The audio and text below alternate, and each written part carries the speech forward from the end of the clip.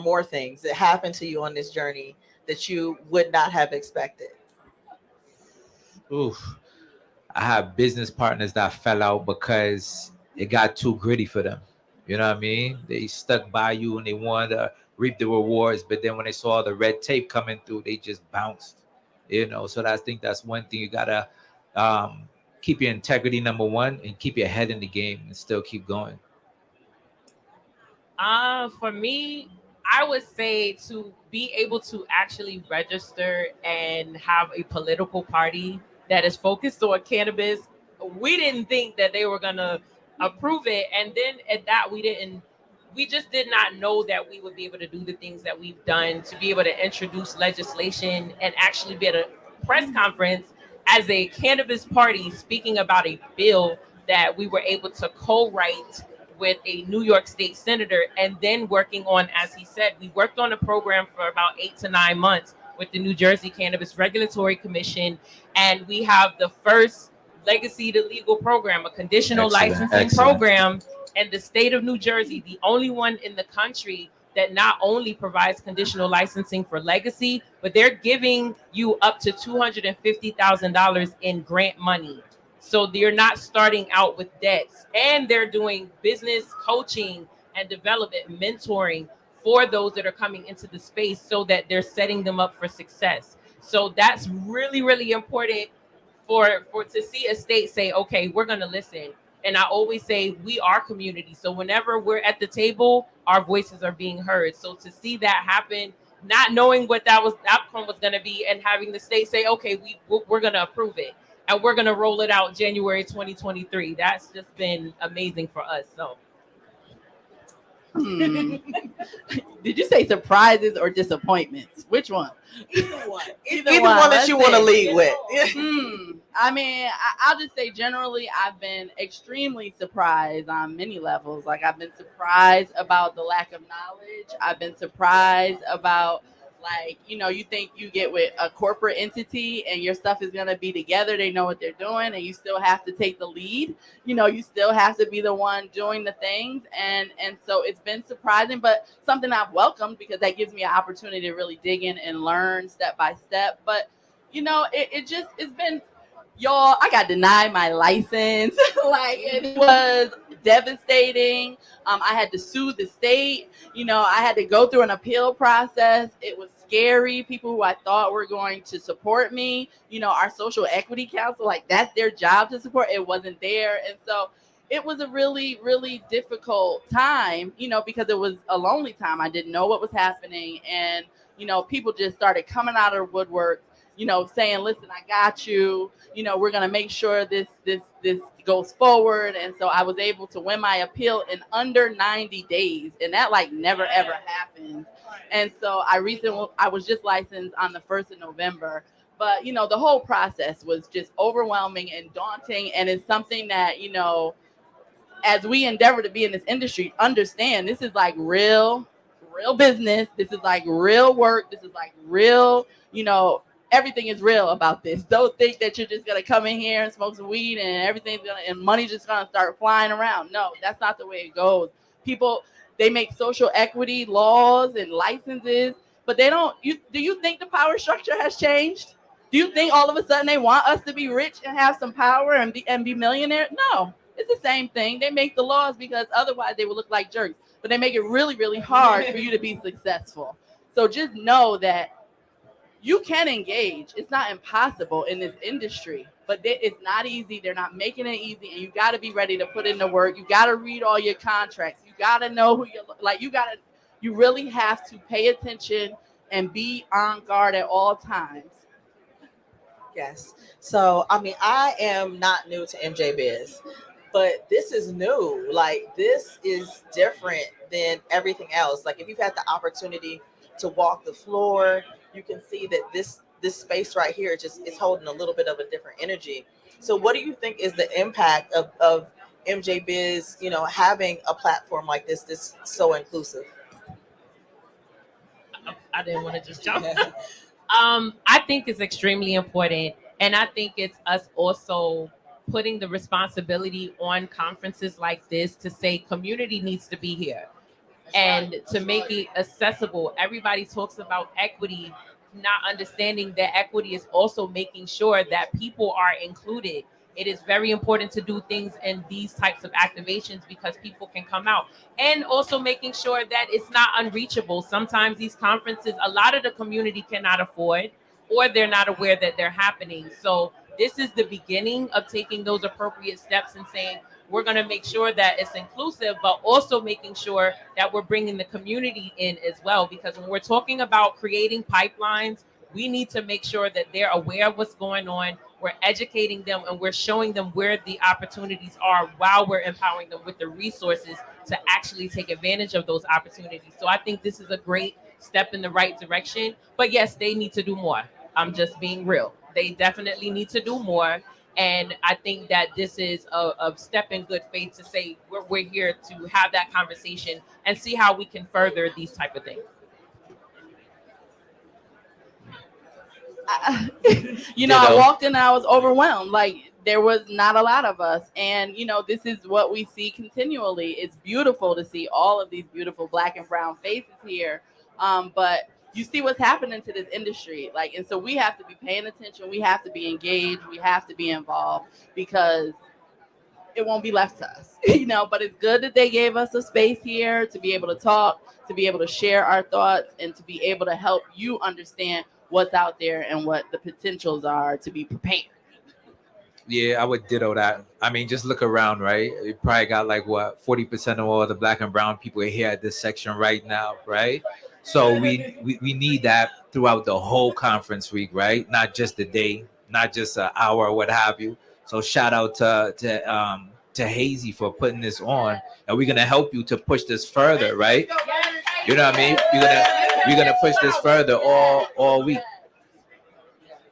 I mean, I want to say that I'm thoroughly impressed. I'm thoroughly impressed with what Hayes was able to bring together, because the culture rules everything. The culture dictates everything, and some of that gets sanitized when you talk about the legal cannabis market. But this is what it is. This is what the consumers come for. This is the experience. This is the feeling that people want. And I think that it's only going to get bigger and better from here on out.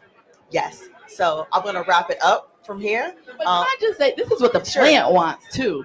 Like, this is what the plant wants. It wants us together. Like, it wants to be able to heal us. It wants to be able to economically empower us. It wants to free us. Yes. Free the plant and free us, okay? Free the plant, but first free the people. Yes, absolutely. Yes. I want to thank each of you for joining us today. I want to thank Hayes for the honor of having the time and the space and the platform. Did this. Thank you so much. Thank you.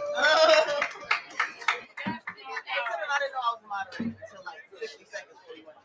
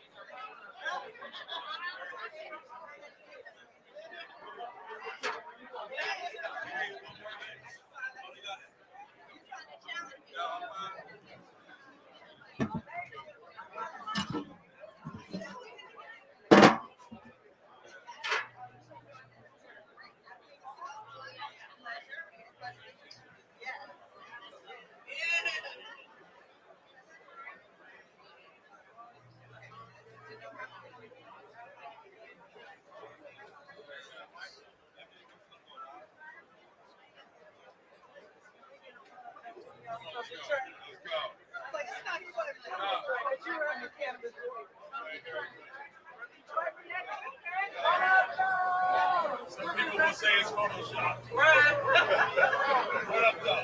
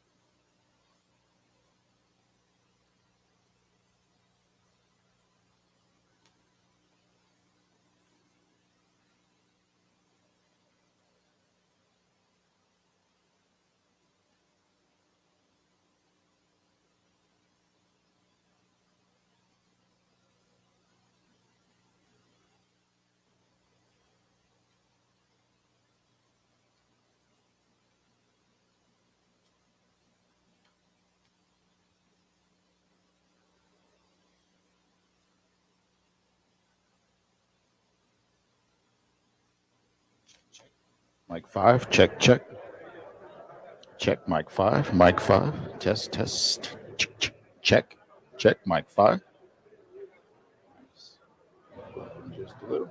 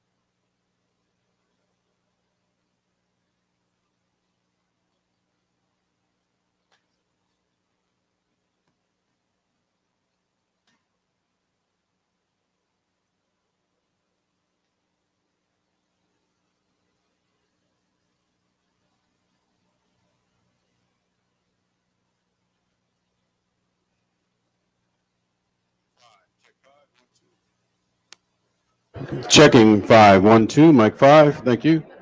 1 2, checking microphone 5. 5 going to 4.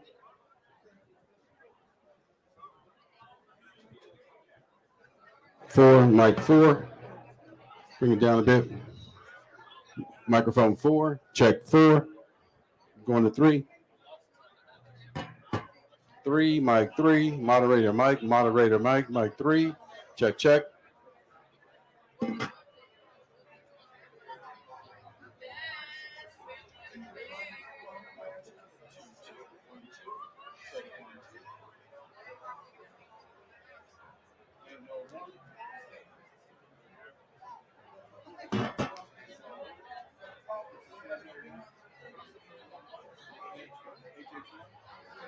Check check. Microphone 2. This is number 2. Check check. 1 2. Microphone 1. Check 1 2. You good? Alrighty. Checking 1 2.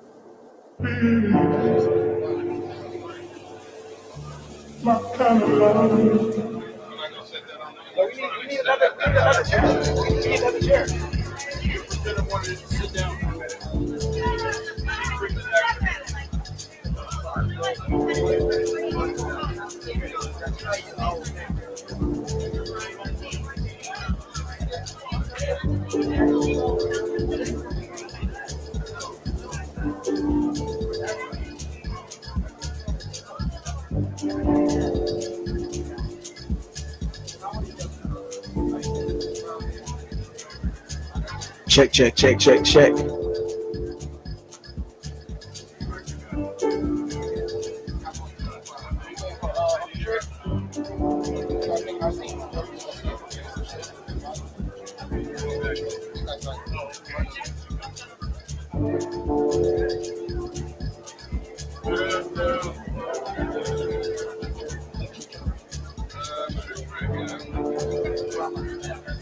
Oh, okay. Right beside it.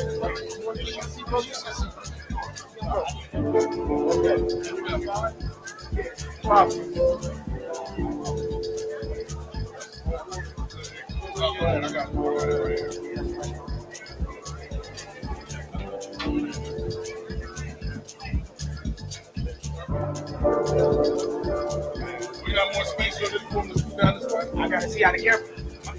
You have more space for chairs? All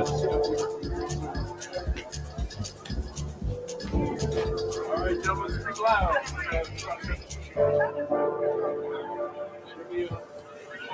What? Check, check, check, check, check. X mic ain't on.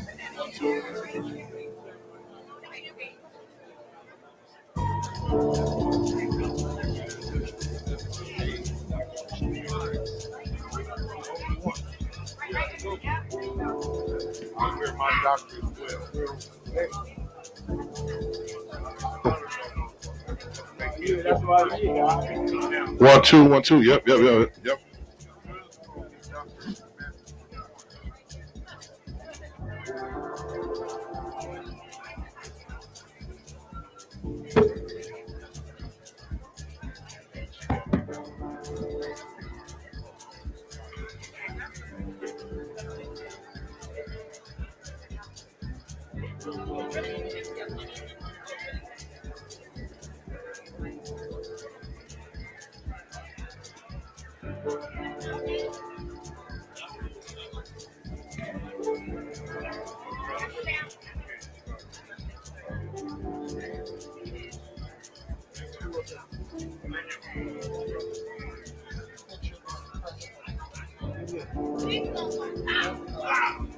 Sit out right now.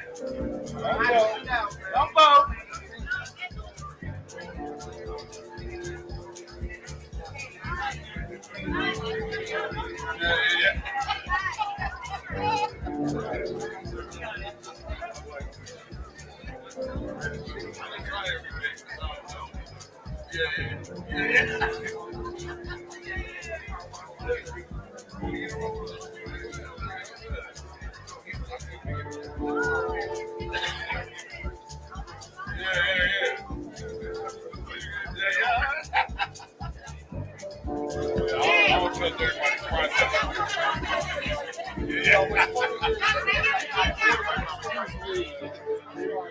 Check, check, check, check, check.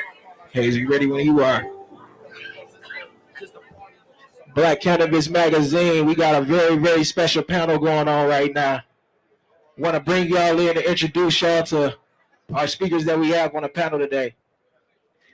Right here to the left of me, I got Dr. Christian A. Mathis, also known as Trick, with heavyweight heads. What up, though? What up, though? Up. To the left of him, I have Alvin Joyner, also known as Exhibit, with Napalm Brands. Napalm. Yeah, there it is. Napalm, with Napalm Brands. Yes, sir.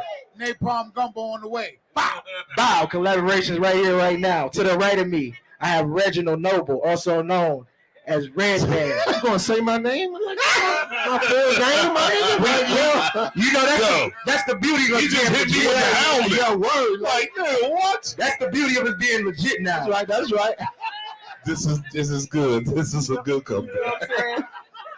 So, Redman represent the National Empowerment Party. We're going to talk on that.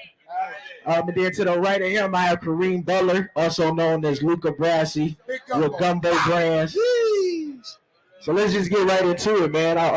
X, I want to start with you. Like, how long you been in the cannabis industry, and what made you get into the cannabis industry? Well, I've been in for a decade. Easy. My first brand was Brass Knuckles, and we basically made the blueprint for a lot of the bigger brands that came out and didn't really bring the sophistication of the marketing ploys and the quality, and we spent money on packaging and oils and brought that to the forefront before anybody was really thinking of doing it that way. And then the second incarnation of what I was doing in cannabis is called Napalm. And we started in 2020, launched during the pandemic, and had, the same kind of market penetration from the front. It's a different business from that time to this, but I've learned a lot and become an operator during that time. So I've been in 10 years plus. That's amazing. Uncle Trick, I want to ask you the same question. How long have you been in the cannabis industry, and when did you start? Now, when you say cannabis industry, do that mean before the legal shit? Yes, that mean before. After. That mean before and after. How did you transition into the legal? Nigga. I go back to them Reggies from Cali for 200.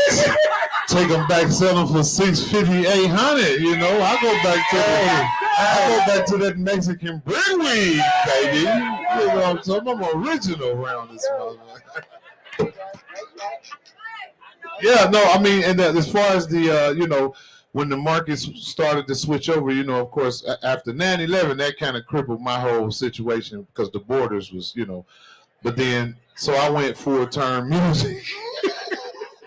It worked out for me. Then the legal market came, and I just said one day, like when it came, I said, man, I got to get in. I got to figure out where I can and what I want to do, rather, not can, what I want to do without being so deep into the whole competitive aspect of it. Let me do me in it and it make all the sense in the world because it got to be real.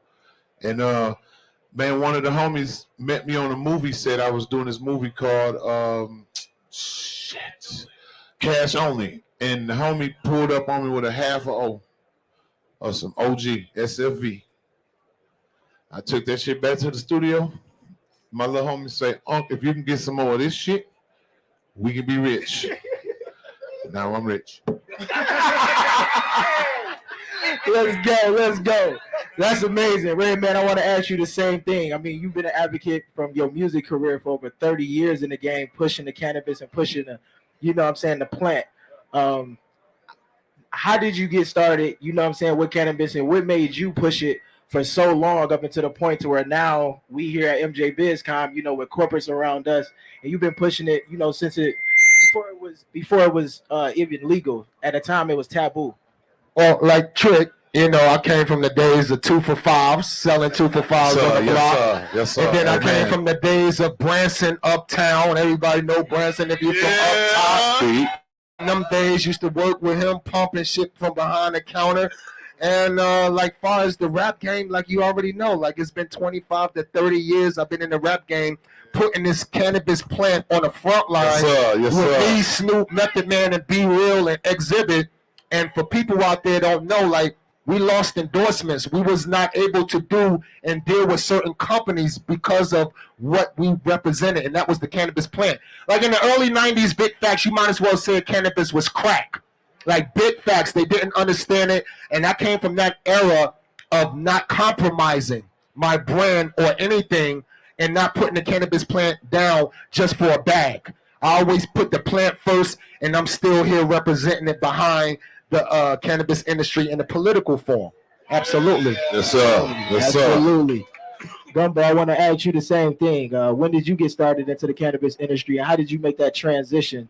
Well, I come from Uptown Harlem, the Bronx, and I'm from that 112th Street nucleus era, where Redman used to go buy 100 bags. They were like, yes, sir.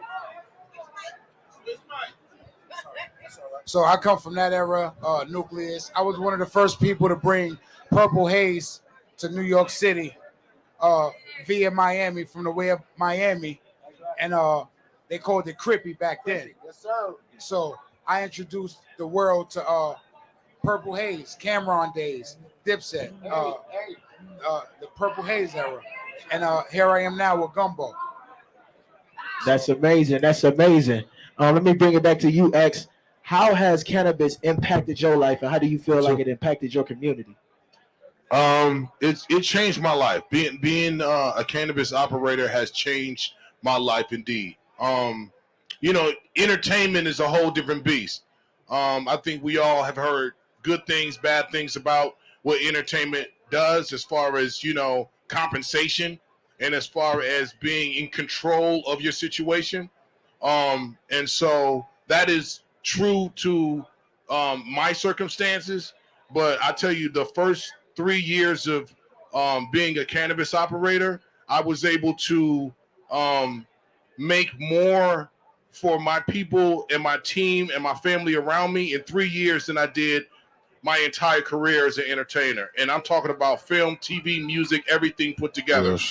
So cannabis has changed my life in that aspect. So now when I go do entertainment, I do it because I want to, not because I have to. You know what I'm saying? And that's a good feeling. That is getting off the hamster wheel. So any kind of information that I have, I give it freely to people that are around me or trying to get into what we are doing, and give the best advice to their circumstance of what they have. And as far as my community, that's what I do. There's not a lot of us. There's not a lot of Black-owned cannabis companies. There's not a lot of Black operated cannabis companies. And that is something that is not acceptable. You know what I'm saying? Because we spend the most money outside of our own community and don't really come back and help ourselves, and then it becomes a point of contention between us. So now we have to get into a point where if I can give Trick some best point of operations in California that he can use in the Midwest, then we speak with each other and do that. Like I was saying what I was saying upstairs, everybody wants to get in now, but I feel like that train has left the station. And so I think now the best thing you can do if you want to be in the cannabis industry is get behind people who have brands like Gumbo, like Trick, heavyweight heads, like Napalm. There's many jobs that you can get in this and work underneath and learn the game from the ground up. Don't try to be the president on the first day, because it just doesn't work that way. You know what I'm saying? So support one another like that. And I think, for our community, that's our entrance into it, because there's been people here that have been doing it for a long time and did all the heavy lifting and built the companies and had the distribution companies together. Shout out Marlo Richardson up in here. You know what I'm saying? Greenwood Distribution. These are all people that we work together with in order to get forward in what we're doing. So, as far as cannabis, it's changed my life. It's changed everybody's life around me. And for my community, I want to give all the information I can to show them the right, proper way to do this, because it doesn't happen overnight and it's not easy to do. But if you can support those in your community that's doing it, do that. Absolutely. Big facts.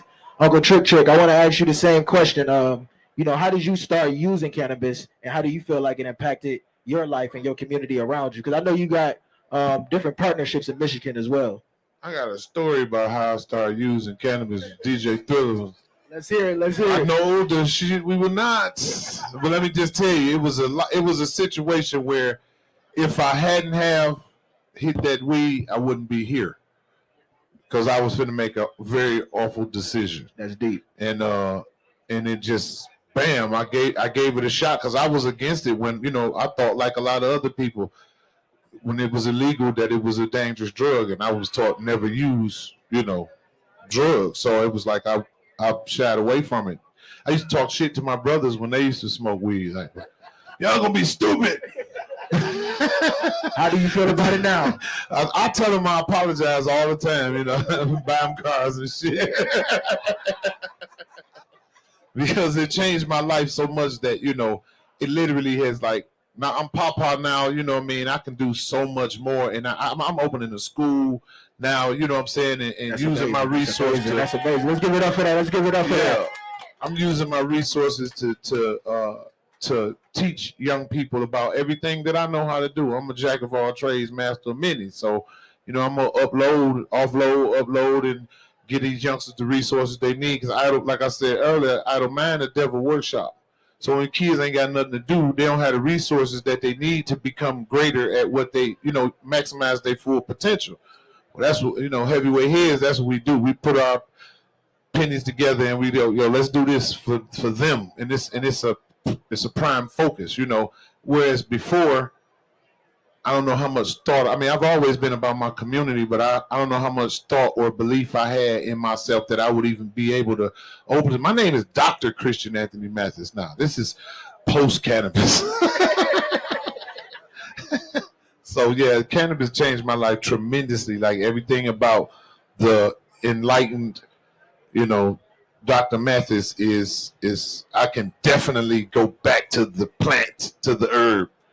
The herb saved me. I'm so glad Aaron came to that movie. They booked me for that movie. I didn't want to do that movie either. And I was like, you know what, I'm going to do it. Then he's like, man, meet my man, bro. He gave me a handful of that OG Lord. Change your life.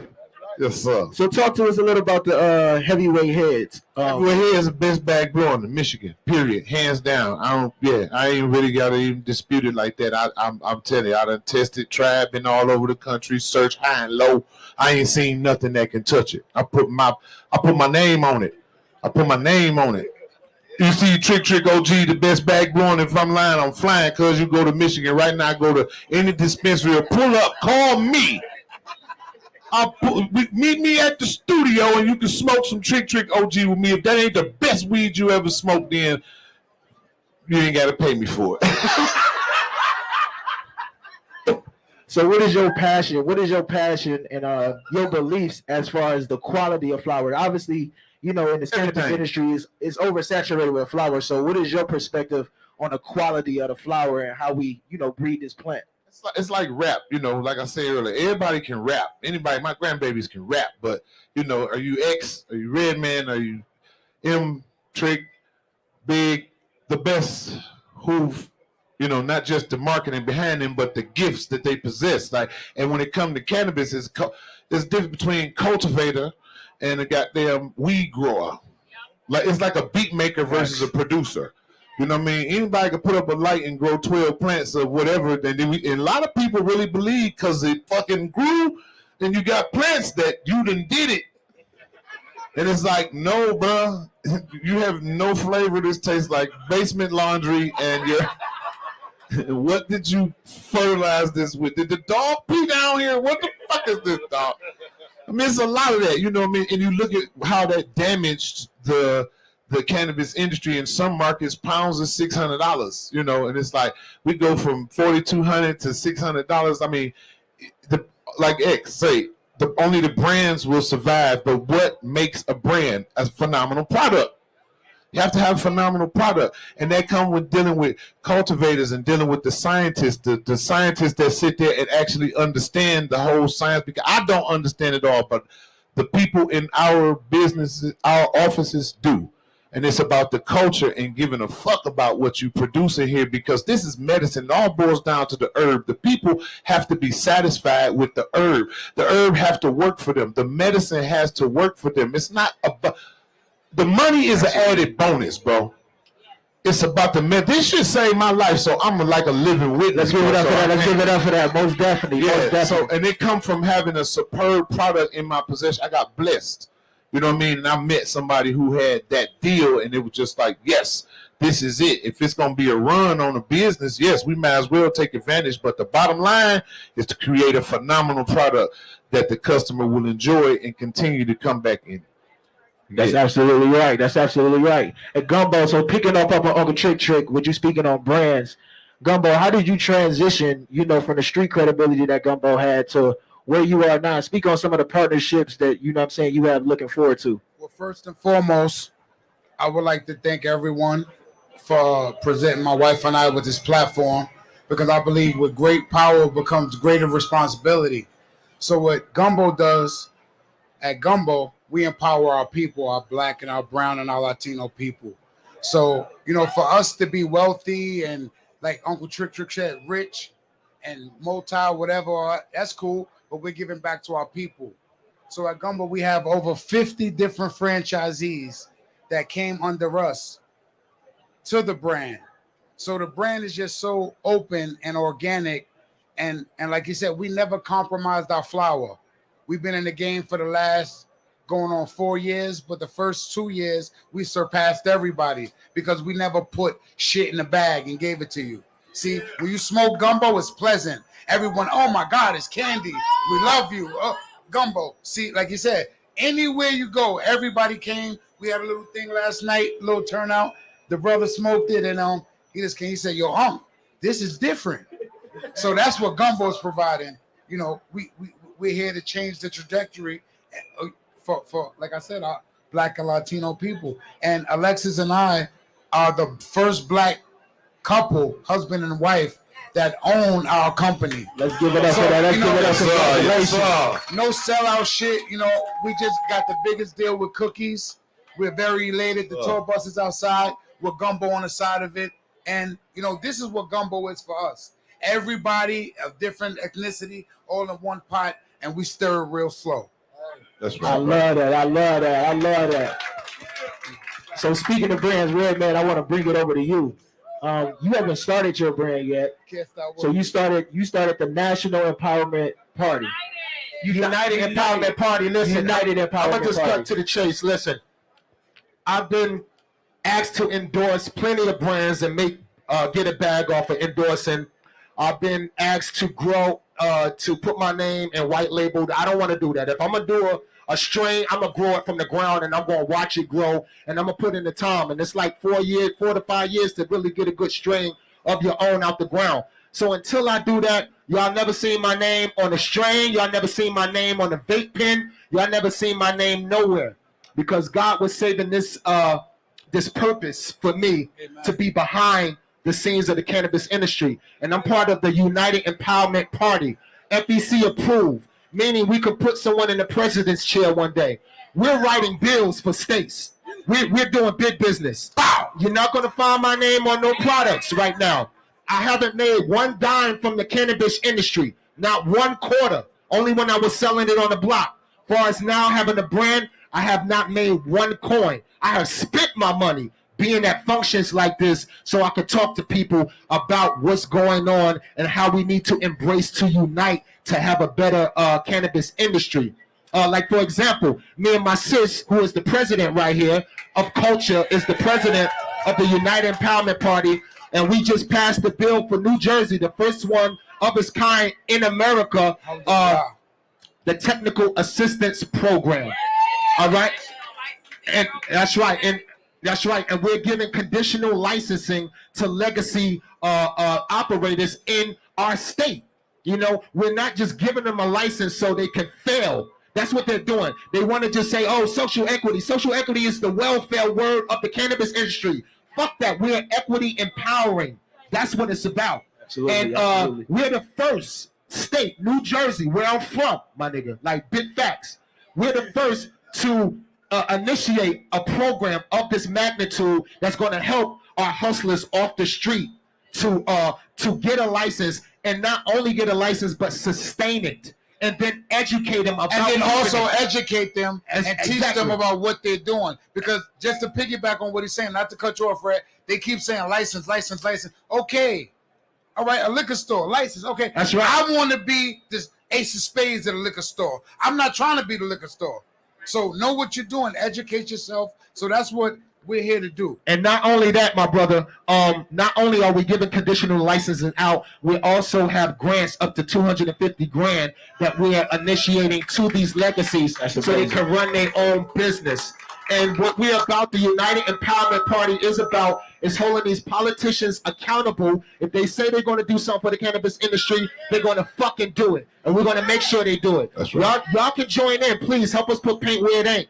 And we're going to tap into the areas that's been affected by war on drugs. We're going to help these prisoners getting out of behind bars that's been arrested for the cannabis product. We're going to help these young kids get off of opioids and lean and all this bullshit. Absolutely. So that's what the United Empowerment Party is about. Just to let y'all know, I haven't made 1 quarter, not even 10 cents from this cannabis industry. I'm for the purpose, not the profit. Let's give it up for that. Let's give it up for that. That's right. So transitioning, I want to go back to X. Transitioning from an artist and entertainer to a businessman in the cannabis industry. Can you tell us about the challenges that you have faced for that transition?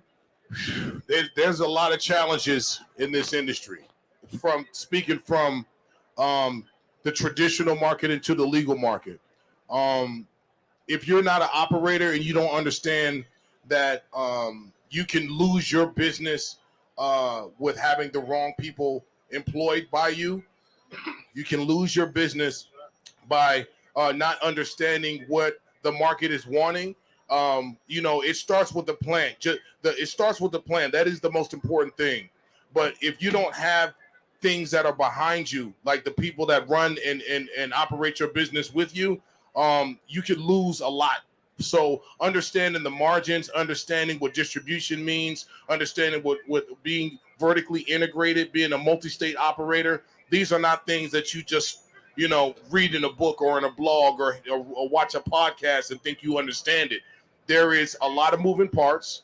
I know, Trick can understand this. This is like at the back end of the business, the way you do your books, the way you do your taxes, the way you get ready for federal legalization. Each state does things differently, right? And just because federal legalization happens doesn't mean all of a sudden I'm going to be able to ship California weed to Michigan just overnight like avocados. It's going to be different because each state is enjoying their tax revenue as it is now.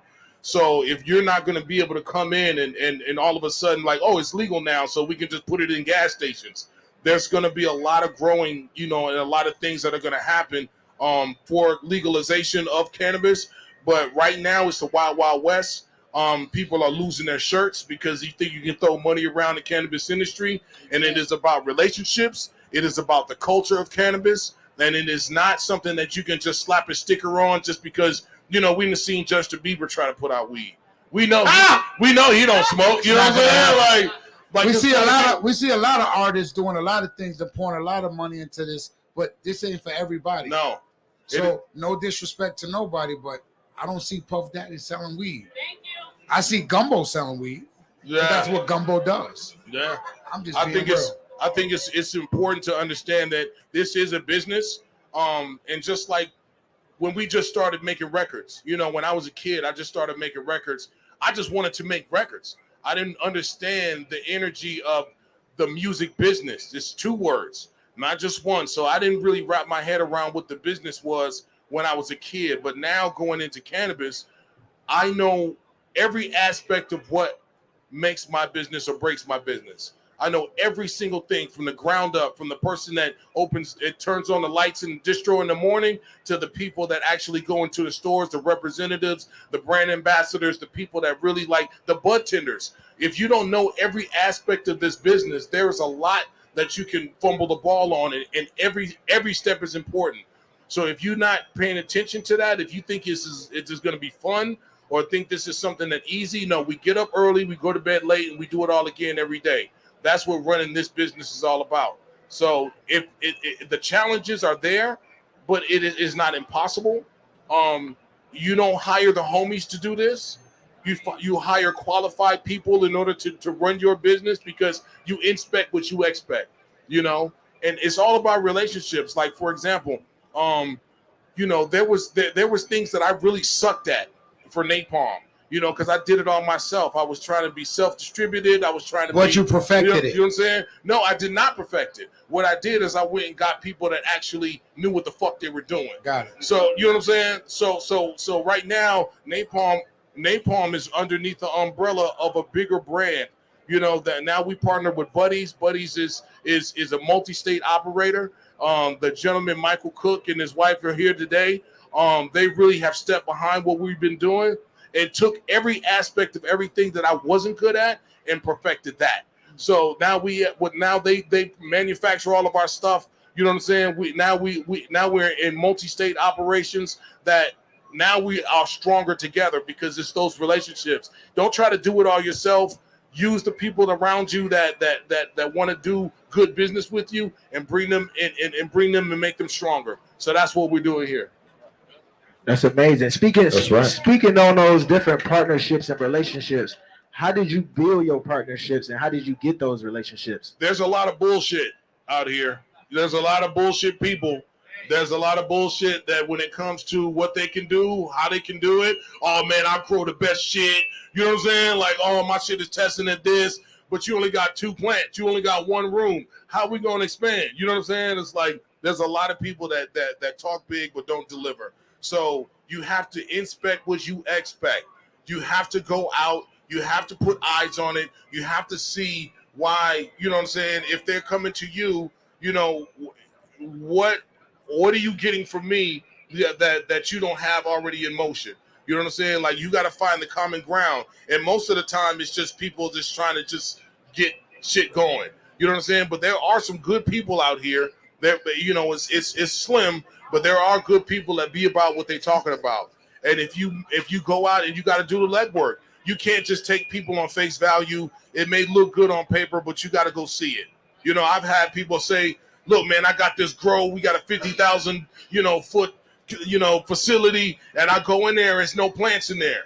It's just your idea. You know what I'm saying? It's like, don't sell me on ideas, man. We have things that we have to do. We got people that's counting on us. Like, I'm not trying to like disrespect you, but don't waste my time. But you have to go give everybody, the benefit of the doubt. Go look and see, and if it's not actually there, then you may have to go move on. But it's a lot of shifting through bullshit. You know what I'm saying? Absolutely. Uncle Trick, I want to bring it to you with the heavyweight brands in Michigan. How do you feel the market in Michigan is compared to other markets? I don't know. I just stay focused on Michigan.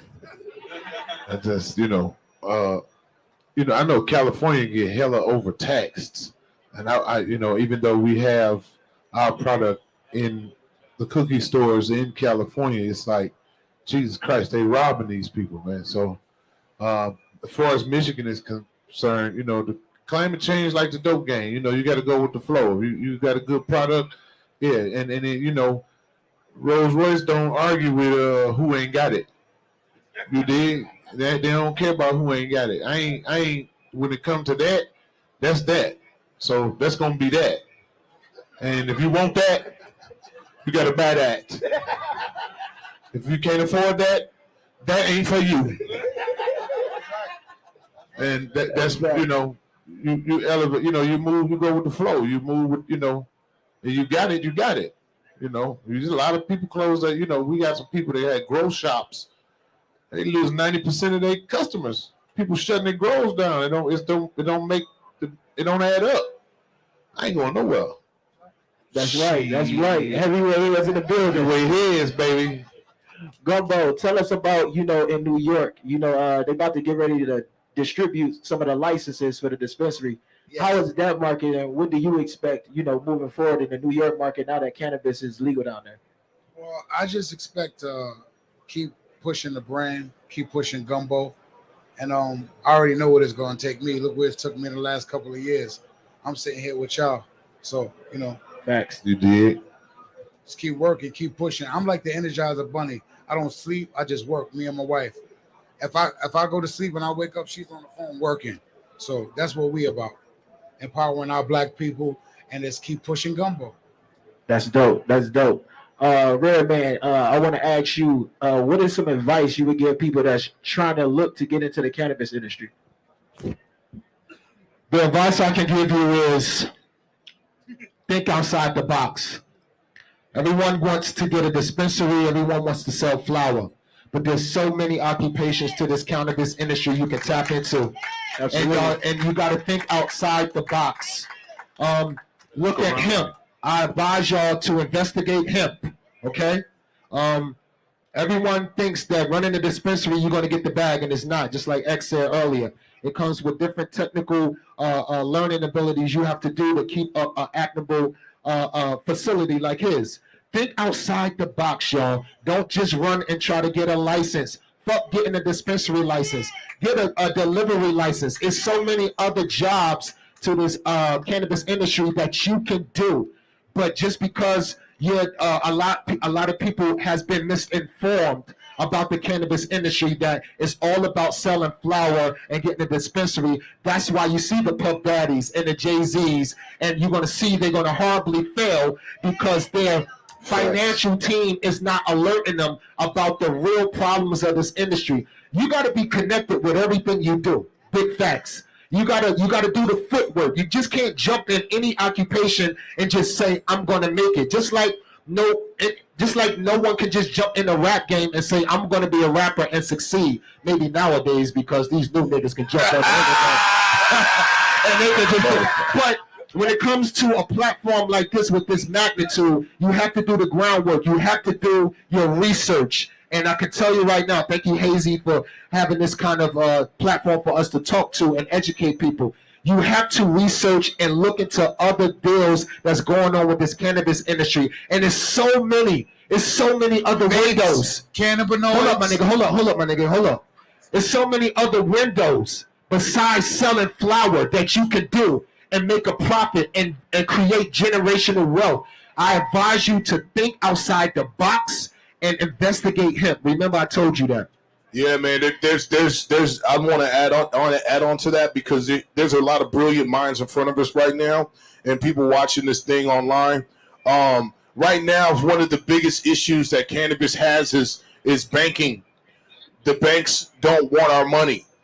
They don't want to deal with us. They don't want to give us any kind of savings or whatever. These are things that we can get in front of now because as soon as federal legalization hits, then all of a sudden you're going to see a cannabis Wells Fargo sign. You're going to see a Chase, a Chase banking sign, a cannabis slot on your ATM thing. So as long as we can deal with each other and lock arms, there are things that red hit it on the head. There's so many other things besides having a strain or having a dispensary or having a delivery service that we can do. We just going for the low-hanging fruit. Look at every single aspect of what builds a business and realize that it doesn't exist for cannabis yet. Because the people that have those systems, they getting ready for it, they just haven't turned on the lights yet. So just if we can like speak together freely, then those are things that are right in front of us that if we can figure out how to do it on the street, then you better believe that we can do it legally. So you know what I'm saying? There's a lot of inspiration here for the people that's watching. Find out what these systems require and then come to the table because not everybody's going to be not everybody's going to be Trick.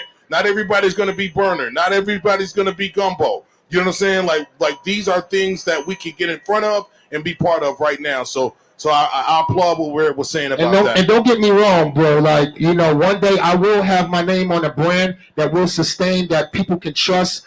Even when we come to these events, these MJ Biz events and events in New York, we all come here and we get a gang of cards that we're not going to use. Yeah, everyone passing out a card. I go home with 1,000 cards. I don't even use all those motherfuckers. But we don't come up with a solution. We come to these events and we leave without a solution. We got to unite. Quick story right quick. I was on a flight with this white lady.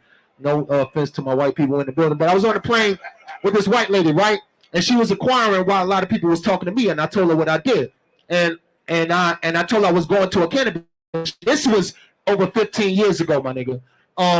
She told me what she do. She said, I make business deals for big companies, over $1 billion business deals. And I said, yeah. She said, it's funny that you mentioned you're going to a cannabis convention because right now I'm in the midst of talking to Walgreens. They just bought out a whole bunch of land and hoping they can sell cannabis behind the counter one day. And this was over 15 years ago. So big farmers are coming. Big farmers are fucking coming. And if we don't unite now, we're in fucking trouble. All right, so learn, research this industry, and come into it with a purpose, not the fucking profit. Everyone knows when you do things for the love and the purpose first, the profit is you can't even count it. So do things for the love, right, Hazy? All right, my man. Absolutely, that's amazing. Gumbo, can you pick up on that? What's some advice you would give to some of the people that's looking to get into the cannabis industry? Like Brad industry? said, there's other things that you can do. Vape pens, cannabinoids, gummies, which my wife and I are in the process of making. You can also go to www.thegumboshop.com so you can get an idea of what's going on. And there's so many things. This cannabis industry is like a tree. Whatever branch, whatever leaf, whatever arm, whatever stem that you can grow, do different things. It's not just the flower. See, because gumbo for us is a lifestyle. It's how me and my wife live every day. How we wake up and work, and how we do giveaways, and how back to school we give backpacks, and Christmas we give out toys to the kids, and turkeys, and this, that, and Halloween. And we just always give, and we give, and we give, and we want to keep giving because we are the culture. You know, Redman, he's been speaking about cannabis forever. I grew up listening to him, started smoking cannabis. I seen him. He taught us how to roll a blunt. What are you talking about? Real talk. You know, it's just like so many different outlets, and we just have to keep educating ourselves. And thank you, Hazy, for giving us this platform. Shout out Hayes, Black Cannabis Magazine. Let's give it up to Hazy. This is like a dream team of people that really made it from all different hoods. Like you got New York, you got New Jersey, you got Detroit, you got like. It's just so crazy, man, and I'm just so elated. My wife and I are here and be a part of this, man. Thank you very much. Hey, Hey, shout out to Hayes, man. This is amazing. So speaking on lifestyle, I'm gonna get ready to close it, but I want to ask these last few questions. Speaking on lifestyle, we are we heading towards 30 years since the Chronic album. So, speaking on lifestyle marketing and advertising, I know what an album like that releasing now, and it was back then, it was like taboo. What are y'all thoughts and point of view as far as from the Chronic being released almost 30 years, from now to where we are now 30 years later? Well, I mean, being part of that camp, being part of what Dre has brought to the music as far as being in the forefront of not giving a fuck whether people were offended or not, you know what I'm saying, with the Chronic, it was synonymous with, the kind of state of where cannabis was looked at and viewed, but it came from us. It came from us enjoying it, and it came from us, like, making it part of our thing, whether it was legal or not.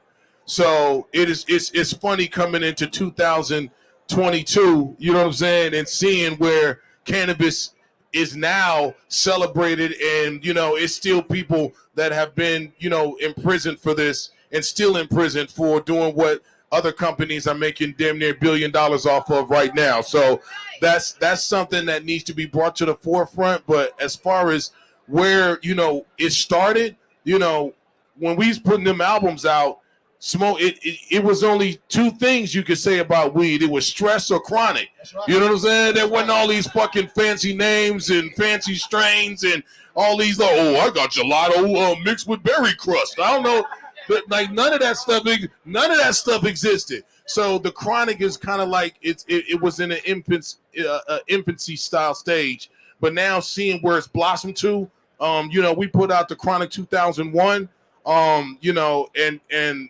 introduced it again. So it was a representation of what we, fell in love with good weed, good music, the lifestyle of what we were doing. And that's exactly where, it landed. And I was proud to be a part of that whole, system of things. And, we come from that tree, you know what I'm saying?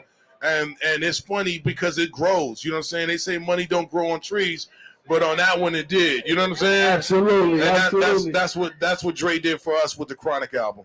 Man, that's amazing. Uncle Trick, I want to ask you, 30 years from the Chronic album, where was you at during that time? And how do you feel like it has impacted the cannabis industry today? Chronic? The Chronic. I mean, before the Chronic, it was how you roll a blunt, wasn't it? So I was just Blow Your Mind, and the Blow Your Mind remix by the brother from Jersey, and he said something about a Philly blunt. I was like, what is this? What are they talking about? Then when Dre came, it was like, weed, Chronic's, only weed you're looking for. How did it impact today? I mean, yeah, everybody searched for Chronic when it came, and they liked it, and they just kept smoking it. So now everybody got some Chronic. They just got different names. Red, I want to ask you the same thing. Your music career was taking off during that time. How do you feel like during that time, 30 years since the Chronic, where was you at during that time, mindset-wise, with the cannabis and the Chronic? And, how do you feel like it evolved till today? Facts. I was high as a motherfucker. First of all, to be very clear, East Coast weed was brown. All right? Everybody know in the crowd, East Coast weed was brown. We smoked chocolate. We smoked lamb spread, and it wasn't till I seen Cypress Hill on the first High Times. They were the first rap artists on the High Times magazine with that green bud. And I was like, yo, what the fuck is that? Like, I was like, yo, I was amazed. And then when Dre came out with the Chronic, I'm like, there's something going on that I need to tap into, because these niggas on the West Coast is smoking. We smoking some bullshit. So big facts. Like anybody from uptown Jersey and the tri-state, all majority of our weed was brown. We had skunk. That was the closest that we got to green, was skunk. But around the time Dre dropped the album and the Chronic came out, they gave it a name of the green. And I was like, I got to get to the West Coast. I got to try that shit. So I was a high motherfucker trying to reach Dre and them to smoke that shit. So when did you make it out to the West Coast to finally get that West Coast weed? Immediately. First, when I got to the West Coast, I didn't even know how to get to Hollywood. I was going to Compton. A lot. And they had the Chronic out there and some other bud called the Orange. That Orange or whatever. They got everything in Yeah, common. exactly. So that's when I really first started smoking it. But yeah, I went out there immediately, man. Gumbo, tell us, right, Gary. Gumbo, tell us where you was at during the time when the Chronic was released, and how do you feel like it impacted your life? I was a teenager. It destroyed. It said destroy me. No, it made me who I am today, man. That's Without right. the Chronic, it wouldn't be no Gumbo. That's what's up, man. That's amazing. Right. So I want to go through and just get last remarks from each last one of y'all. Exhibit, give us any last remarks that you want to let the people know. You know what I'm saying, as far as the cannabis space and what you got going on. Well, first of all, thank you for having us up here. You know what I'm saying? This has been a journey for me. Building this business, like I said, it's been gratifying. Just like if I was putting together an album or putting together a different project. We employ a lot of people. We take care of a lot of families. And, if you want to support Napalm, which I think is not mandatory, but bringing people awareness of, because there's not a lot of us that work in this industry. So trust me, if they try to squeeze us out like they have, you know what I'm saying?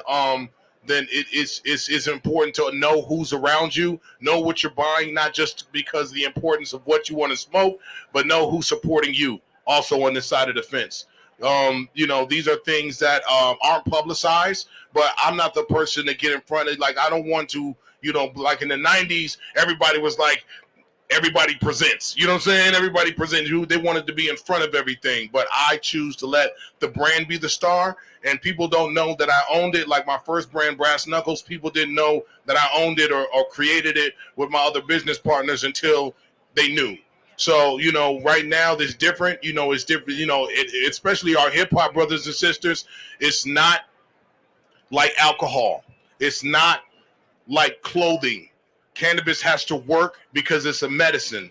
They don't care about who's the influencer. They don't care about who puts it on their face or their glasses or holds it up in their video. It has to work. People work hard for their money. People work hard for what they have. And when they go get cannabis, it has to work for that reason and that reason alone. So we are part of that system. We are working hard on this side of the fence. I just ask that you spread the word. If you know who's behind the brands, tell some person, let's bring some more support for the brands that come from our culture. Because trust me, they have no problem using our culture and dumping it on our ass when they have taken everything out of it. So let's focus on what we can do positively to support each other. Get ready, because the next 3 years, the people that go away, we have to also look at it real quick. The cannabis is at a position right now, and when you look at prohibition, when prohibition ended, there was people that put the XXX on a brown bottle with a cork and didn't give a shit what they put in it, and then they put it out and it was selling just as well as brands like Seagram's and Jim Beam and the people that held on and took care of their brands. But now you look at those people that put the XXX on their bottle, they're out of here. But now that the people that took care of their brands, these are 150-year-old brands that are still existing to this day. So realize that we are in that position. We have the position and we have the power to take care of each other and do this. So focus on that. Realize that this is, a very special time, and that's all I got to say. Thank you. That's amazing. Trick, I want to ask you the same thing. Close us out with any final remarks, and then let us know what you got going on in the goals for heavyweight heads. You have power. Many of you that you have no idea that you have. A lot of you. And I look around here and I see you, and a lot of us, we come from making excuses and putting, barriers in front of speak your word into existence. whatever it is, like he said, think outside the box. Don't be scared of what you can't see right now. If you can visualize it, it's alive in another dimension. If you walk towards it like you walk towards anything else, if you start here and going that way, when you keep walking, you will get there. It don't matter what it is. So whatever you want out of not just the cannabis industry, but your life, write it, plan it, speak it, walk it, live it, and it shall be yours. Absolutely. Give it up. Give it up. Yeah, we just went to church. Come on. Give it up for Come on. Christian A. Mathis. Pastor Mathis. Deacon X. The heavyweight way. That's the doctor coming out. Come on now. If it wasn't for that weed, no cuz, I wouldn't know none of that shit. I'm going to put it on everything, fam. That weed to sit you down with, you got to talk to the most important person, your goddamn self. What you gonna do that for? Why you say that? What? Don't do that no more. That ain't make no damn sense. You know damn well better than that. You right. I need some of that trick. Yeah. That's Man. that trick OG had Yes, you doing that for sit you sure. down. Go on, park that ass. Wait, man, I want to, get any final remarks from you, and then, just let the people know as far as what you're doing with the United Empowerment Party. UnitedEmpowermentParty.org, that is the website. United Empowerment Party on IG, that is the IG tag. Join us, help us put paint where it ain't. I can say we got to unite. We got to unite now. Hazy, thank you for this platform. But the next one, next platform you do it, the next MJ Biz, let's talk about solutions. And let's leave with some solutions that we can start uniting. Because it's not gonna be worth it when these big farmers come in. You understand? Do y'all understand out there? Let's unite. Let's come up with some fucking solutions and actually go home and act on it. One thing I can say is we gotta love each other. We got to respect each other. There's a lot going on out here besides that, besides this business. Once you get awareness of yourself and love yourself and put yourself first, then you can have a profitable business and a business that's going to be working for the purpose. So I would say everyone out there, love yourself, put yourself first, and let's love each other. And far as the business of cannabis, I cannot really state this any more clearly. Please do your research and think outside the box and help this industry from sinking. We need everyone out there to be on their A game right now. Like right fucking now. Now is the time, and I'm going to sign off with that. And Red and Memphis at the Brooklyn Bowl tonight. We getting green light lit in this bitch. We on stage, so come through. Yes, sir. Hey, nigga. Yeah, we lit tonight. Gumbo. I just want to say, chase your dreams, believe, and whatever you want to do. Like, don't think that it can't happen. My wife and I are here, and we're like, we're living proof. That's right. As a couple, as partners, as best friends. Put family first, put God first, and like Trick said, think it into existence. Whatever you think becomes reality. I thought I was going to be here. I'm here. So thank you. Thank you, Hazy. Love Absolutely. Let's give it up. Let's give it up for the panel. Hey, I'm your moderator and your host, Damian Smith. Follow me on Instagram at Be The Future. My company is We Are The Culture's History. This is what We Are The Culture History is about. I connected with Hayes, Black Cannabis Magazine, and we put this panel together. This is amazing. This is what we're talking about when we say united. When we say united, We Are The Culture's History. This is it right here. Welcome to the culture, and we are here to stay, people. Let's give it up for Hayes. Let's give it up for our panelists and everybody that spoke today. Good job, nephew. Hold on, I got a gift for y'all too. Hold on, let me get this bag. I got some stuff for y'all. Hold on. Sponsored by cookies. Hold on. Oh, I like free shit.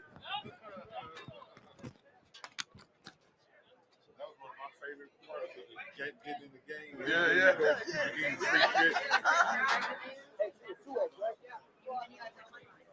Hey, what size you say you? 2X.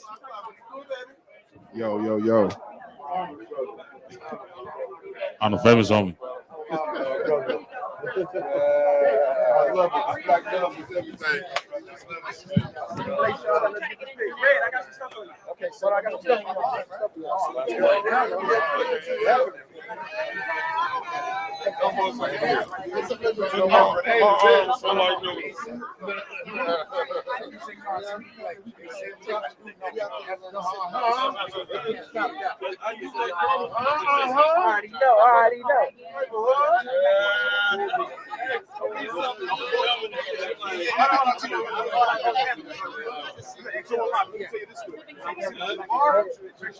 Checking.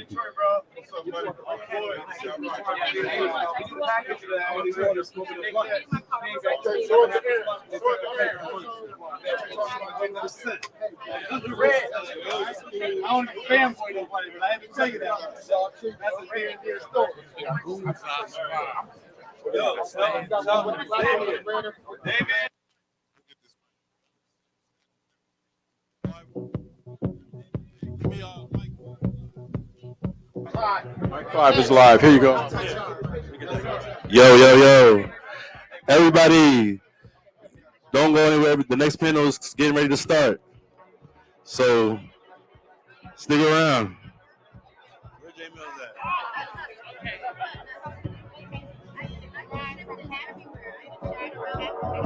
Yes. It's what we need HAC for all the people that's in the halfway house smoking weed too. HAC. That's what we gotta get. We gotta get this to them because that's why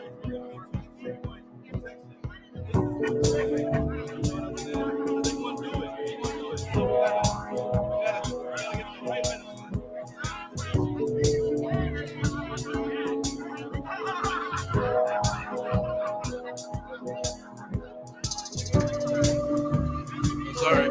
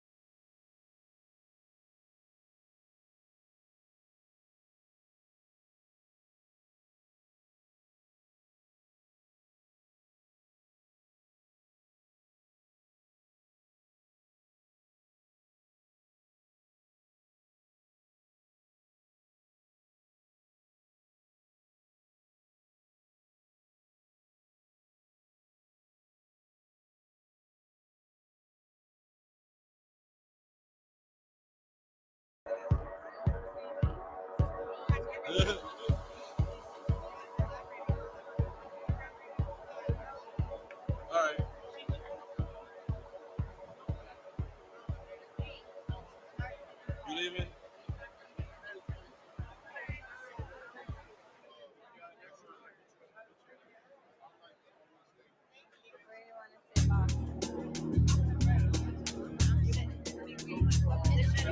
How many on the panel? Three and the person. Three and the moderator?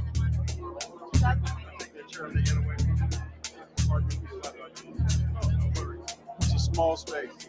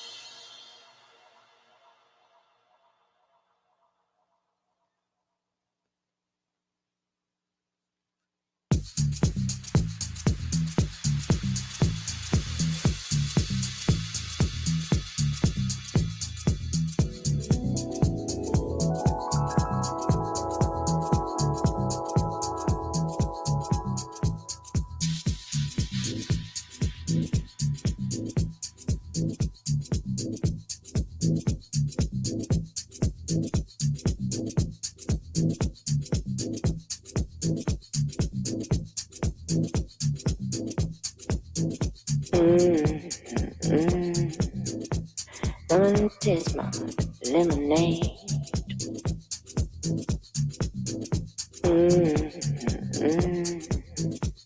Come and taste my lemonade. Come and taste my lemonade, baby. Come and taste my lemonade. Come and taste my lemonade, baby. Come and taste my lemonade.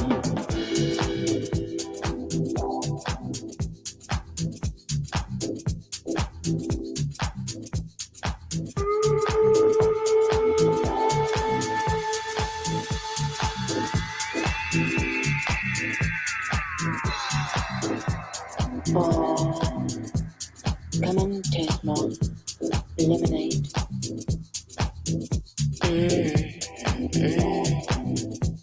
Come and taste my lemonade. Come and taste my lemonade, baby. Come and taste my lemonade. Come and taste my lemonade, baby. Come and taste my lemonade. Come and taste my lemonade, baby. Come and taste my lemonade, baby. Come and taste my lemonade, baby. Come and taste my lemonade.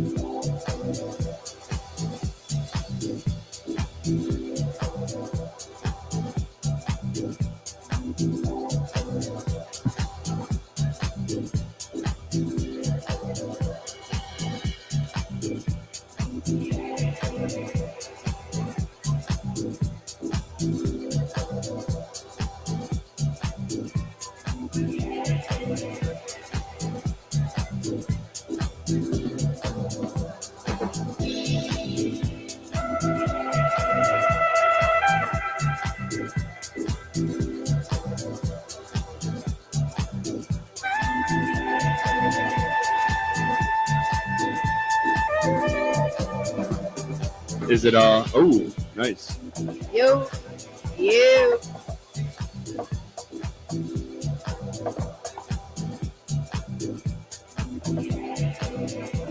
Hey.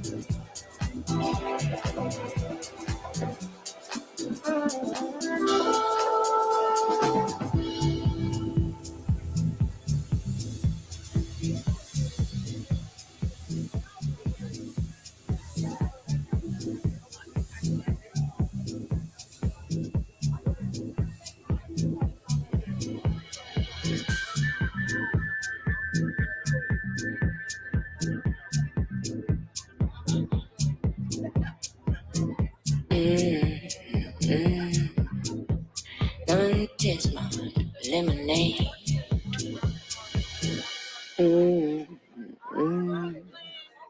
Come and taste my lemonade.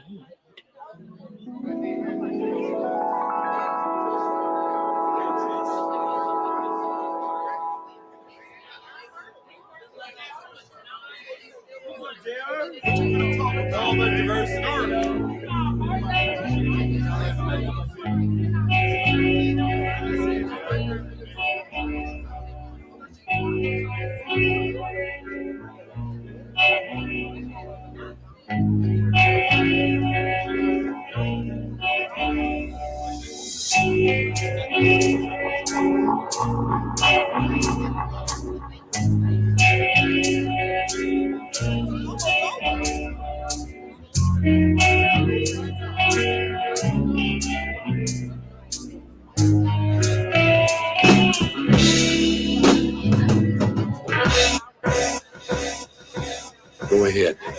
Make my day.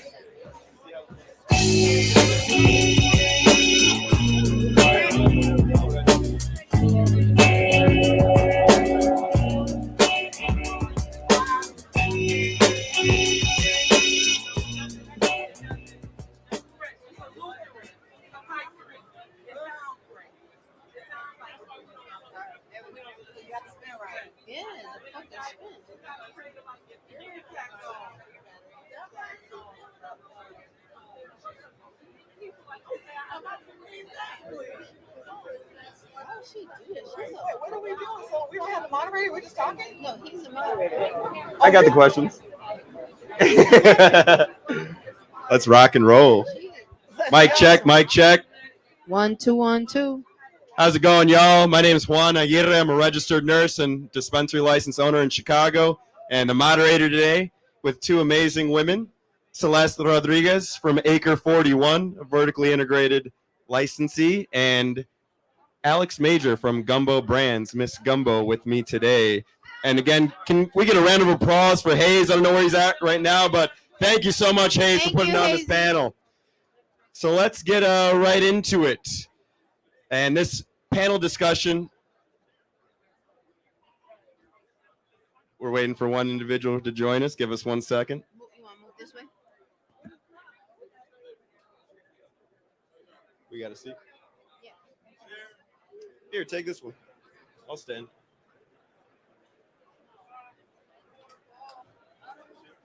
You can sit here. Oh, I'm good standing. All right, for sure. Can I throw this? And our third panelist, if you want to introduce yourself.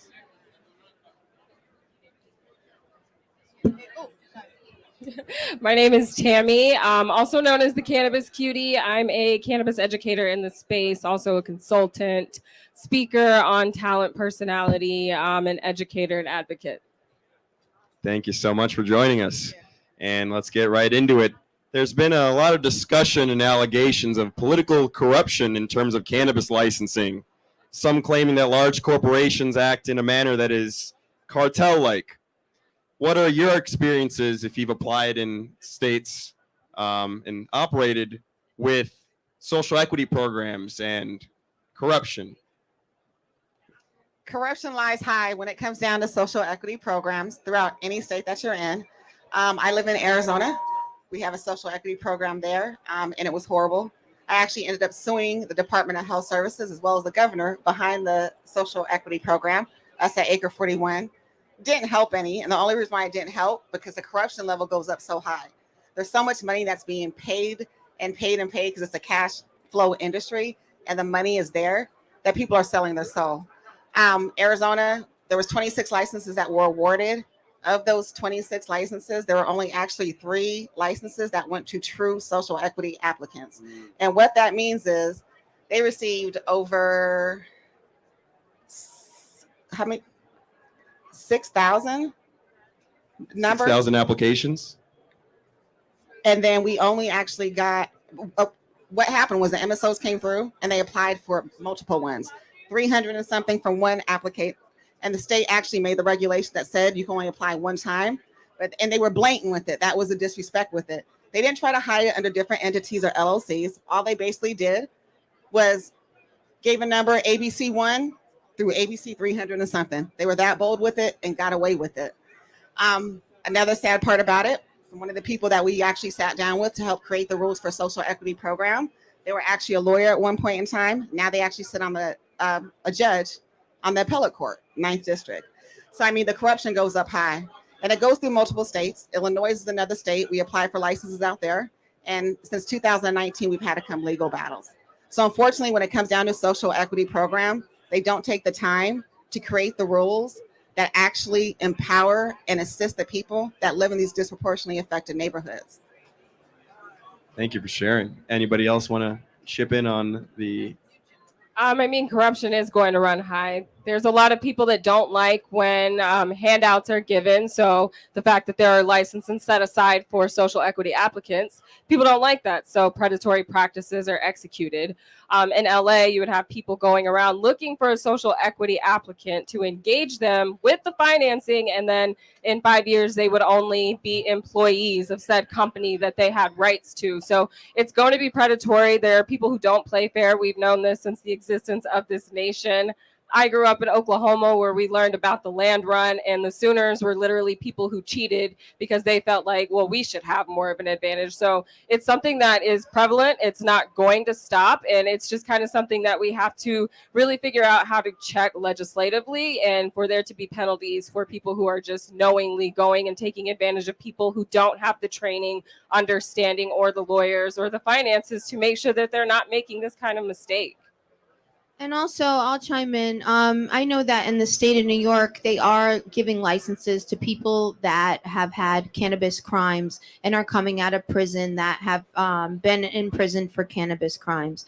And the problem with this is it sounds really cool and it sounds like they're doing the right thing. However, a lot of people that come out of prison, a lot of people that have cannabis crimes and have done time, they don't have the money to cultivate that license. So what I've done and what me and my husband have done has we've met with different members of Congress and Senate to try to figure out a program where we can take these people that are getting the licenses because they do have a cannabis crime and they're also minorities, and match them with another minority that has the means to help them cultivate that license, because it's about partnership here.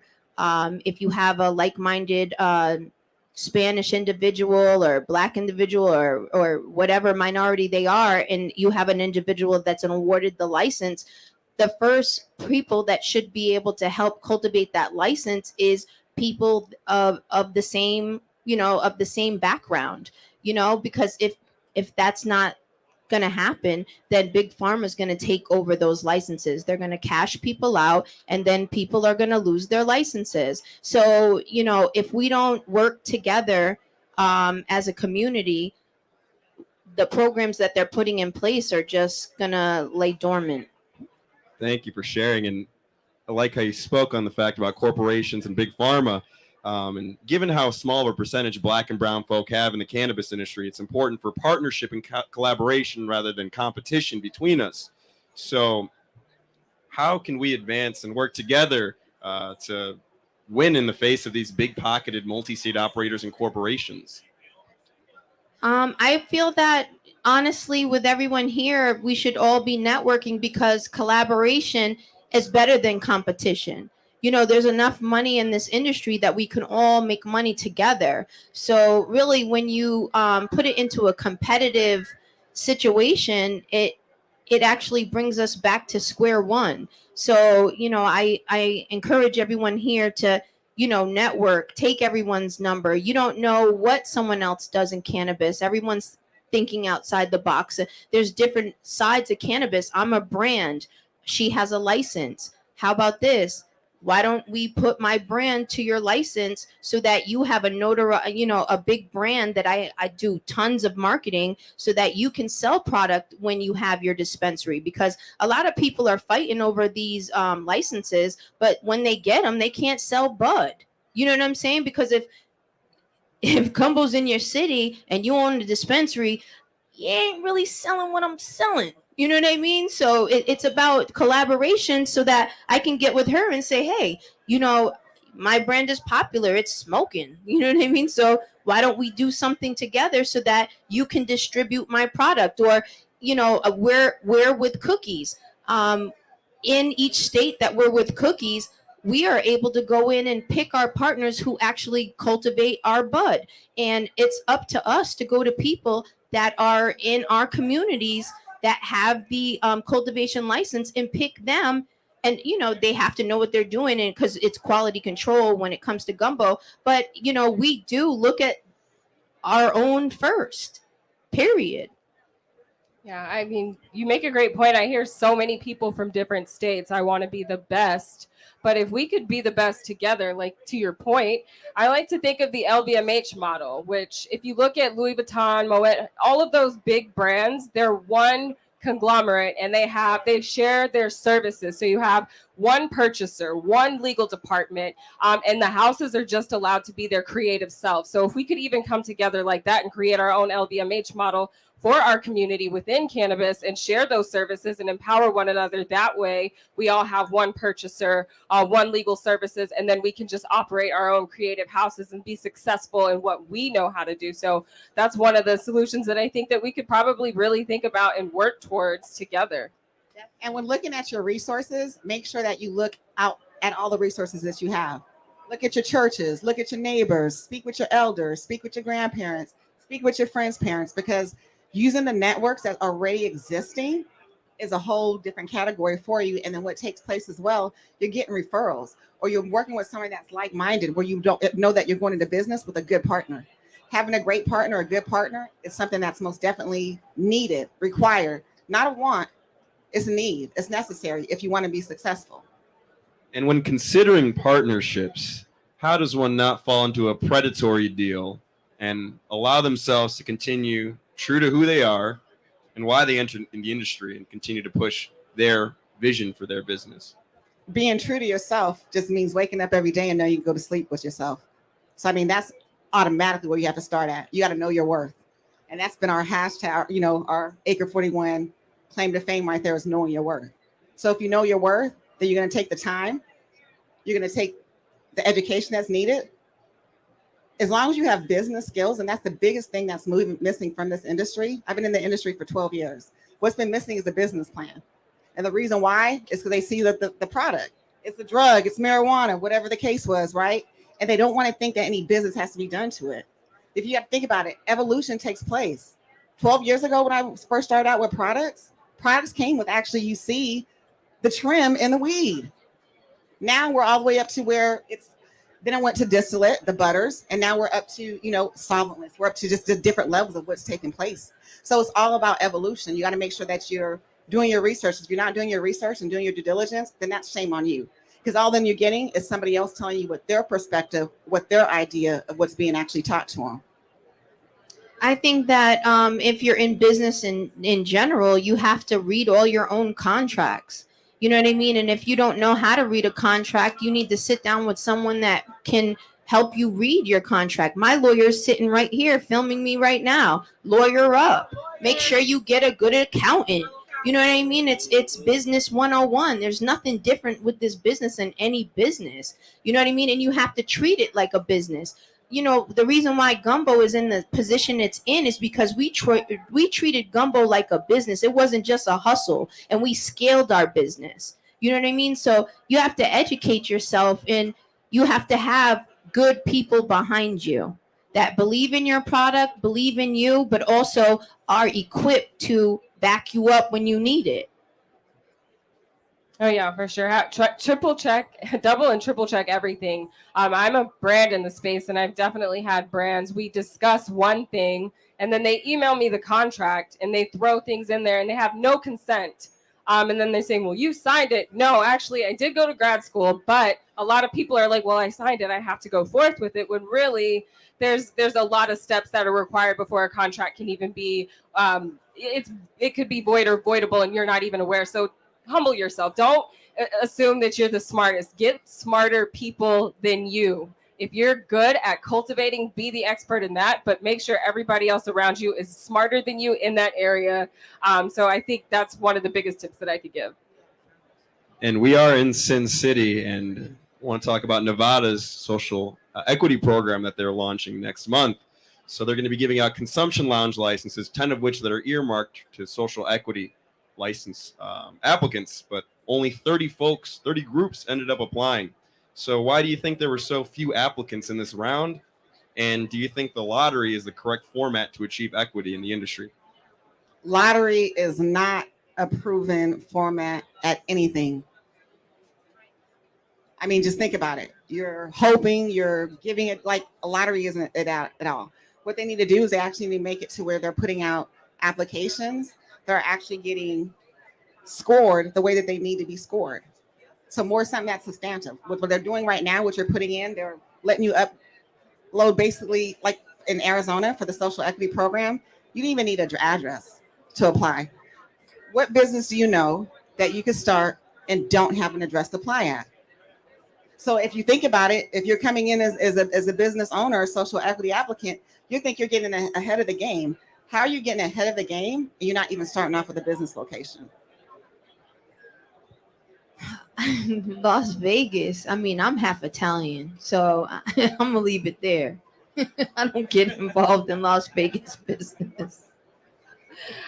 Personally, I don't have hope in any legislator in this nation on getting anything correct when it comes to cannabis. That's right. Do I think they're going to fumble this one? Yes.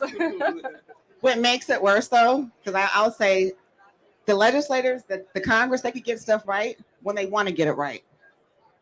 When it comes down to that social equity, if you look at the numbers that's being awarded, our numbers are the lowest. Arizona, how'd you come up with 26 licenses that you want to give out for social equity when there were actually so many different tests that were ran? The ACLU ran tests on Arizona, and it showed to where people of color, Black people, Mexicans, they're getting more time, harsher punishments for the same thing the white person was. And then what people fail to realize, social equity isn't a handout. What social equity basically really is all the people, Black, brown, white, purple, that have went to jail for the same thing that these billionaires are getting paid from. It's the government's loophole on saying, hey, you went to jail, but we gave you an opportunity to apply for a license. Here goes a license. Hopefully, really, we're not making it to where you obtain a license. Exactly. They're selling you a dream. So that's the sad part about it when it comes down to it. Do I think any social equity program will be good? No, only because it empowers Black and brown people.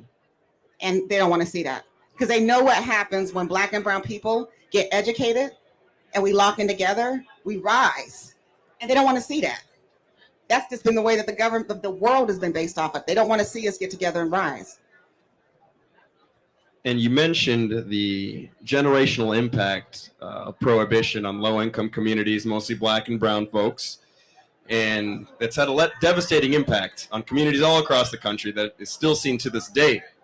So can you speak about any community-based programs or services y'all envision that is needed in these communities, other than licensing and economic opportunities, of course, to repair the war on drugs that is effects we see today? One of the things would be expungements, just like how you guys deal with. We did that in Arizona. Giving an individual an expungement on their record that claims their record, it gives them a chance, an opportunity to live a regular life. You can now go, if you weren't on services, not saying that that's what the goal is, now you could actually get help. If you want to go to college, guess what? Now you can actually apply for a scholarship. I mean, for financial aid, not a scholarship, to where you get grant money. So to me, it's just giving, think about your employment, your background checks. So to me, it's just a big thing. Think about all these MSOs out here, multi-state operators that are getting millions and millions of dollars that aren't giving back like the Gumbo brand is giving back. What are they doing with that money? In Arizona, our cultivations that are 2012, they run as nonprofits, not for profits. Are you going to tell me that a dispensary isn't making any profit? That's not happening. I think the money that should actually go into actually rebuilding, revitalizing these disproportionately affected areas, where the war on drugs is taking place. That's how we got to where we're at right now. So go back into them communities. We could also go back into those communities and help with the mental problems. Why don't we help with opioids? Why don't we help with just different things with the homeless, the veterans? There's a lot of different things that we could be doing with the money instead of investing in the money back into the police department, which that's where the majority of the money goes to with these social equity programs. And all they do is police their people to get out there and arrest more people for smoking marijuana. We got to keep it fair, and that's not what's happening. It's not being reciprocated. And even in legal markets, you still see the criminalization of individuals that are in the legacy market. Actually, today, about 4 or 5 hours ago, the Office of Cannabis Management in New York carried out the first enforcement and arrest of folks that are operating illegal shops in Brooklyn. So they did that in tandem with the New York City Sheriff's Department and the NYPD. So do y'all think continuing to lock folks up is the solution for unregulated stores? So here's what happened when you arrest somebody for a cannabis charge, because the mass incarceration and the war on drugs is really it's a war on cannabis. So when somebody gets arrested, you get to then legally kidnap them. When they get out, they are barred from certain employment, from voting, from housing, from education, from loans, from jobs. How are they supposed to survive? And then you get to put them back in jail for not having a job, just like back in the day when we got rid of slave labor and we went into convict leasing. So you're not only ruining their life by putting them in jail, they're fucked for the rest of their life. And you've messed up the next generation in their family, and you're taking parents out of the home for cannabis, and now you're legally selling it in the state, and you're telling me that what you're doing is okay, but what they're doing is not okay. And the people that are now being arrested after legalization are still Black and brown people. Like, what is going on? This is not okay. We need to do something about mass incarceration. And what they're doing is, instead of locking people up, you're now going to be able to sit in your home and be locked up because they've turned your home into a digital jail, which now they save so much on overhead. They don't have to worry about bills and cots and none of that. They make so much more money now. So reform that. I think that's the biggest thing is social justice reform needs to come in the form of that, because it's the living as a second class citizen for the rest of your life. And that number is greater than the number of people during the Jim Crow era. That's the issue. And also, Happy too, we 420. have to get rid of these felony. We have to expunge the felonies from people's records that have cannabis crimes, because at the end of the day, these people can't get jobs. Me and my husband, what we do is we go into Harlem and different parts of New York, and we pay for people's certificate so that they can work jobs in construction. That's all we can do to help these people get jobs. They don't even have the money to pay for their certification to get a job in construction. And a job in construction is wear and tear. It's not the best thing, you know what I mean? But that's what we do, because we just want to see our community get back on its feet and be able to bring money into their homes. You know, inflation is crazy right now, and our people don't have jobs. Our kids are in the streets, they're in gangs, they're robbing everybody because there's nowhere for them to work. You go into the local Starbucks, it's people 30 and 40 years old behind the counter. When we were kids, the kids in the community ran those type of operations. McDonald's, your grocery store. You go in there now, there's 30 and 40-year-old people there. The lack of jobs is already crazy. But then they have felony crimes for a cannabis conviction and can't get a job anywhere. But people are making millions of dollars. So all we can do is do what we can. We try to find loopholes. We try to, fund people for different programs so that they can, get jobs. That's the biggest complaint that we get when we go talk to the youth. We talk to a lot of people from high schools. The high school kids are like, Miss Gumbo, I want to work, but I applied at Starbucks. I applied at Sephora. I applied at all these places. They're not hiring us. You know what I mean? So we have to do better overall. The system is not for us to evolve at all. And then when you have a cannabis crime, it's worse. And shifting gears to the federal government, we all know that Biden made a pardon for nonviolent or those that possess cannabis in the federal system, but no one was actually in prison, so it didn't really affect anybody. So what do you think should be the priorities for the federal government? Should it be descheduling? Should it be what type of things you'd like to see at the federal level? Ideally, we want to deschedule. If we reschedule, now the FDA gets to approve every single thing on the market and the entire industry ceases to exist. We don't want second or third. We want it gone. And, as far as Biden, what he did, unfortunately, he made history and he had to do the bare minimum to make history. And that's because we've done nothing. So he gets that win. And that's just the unfortunate truth about it. He didn't release anybody from jail, but that's because he wanted to play to the people in the center and the right. The right can't say he's releasing criminals into the street. But he did expunge a few people's records. But we would like to see more. I mean, take it completely off. Schedule 1 existed for temporary reasons only. It was so that we could do research into this plant and figure out where it's supposed to go. They did the research with the Schaefer Commission, found out it's actually good for you. And Nixon said, nah, fuck this.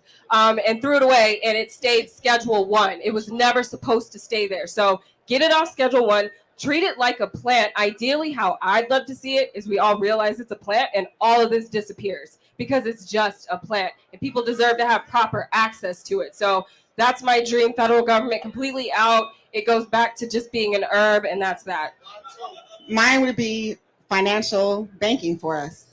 I've been in the industry for 12 years, and we can't put our money into a bank, right? But you want us to pay the same TPT taxes that are out there. We got all the same expenses of everybody else, but we don't get the same governance. Another thing, insurance, 280E. I mean, there's a whole list of things that we go down. We don't get the same insurance. If our building caps to catch on fire, blow up, none of our product is covered. The structure might be, but all of our product isn't. The product costs us money. The product is what's going to get us to the next level. That's our uptake. That's our growth. But we're not covered under that. So we need the same basic ideas, options that these other businesses have, because we're a real business. They don't want to accept that real business.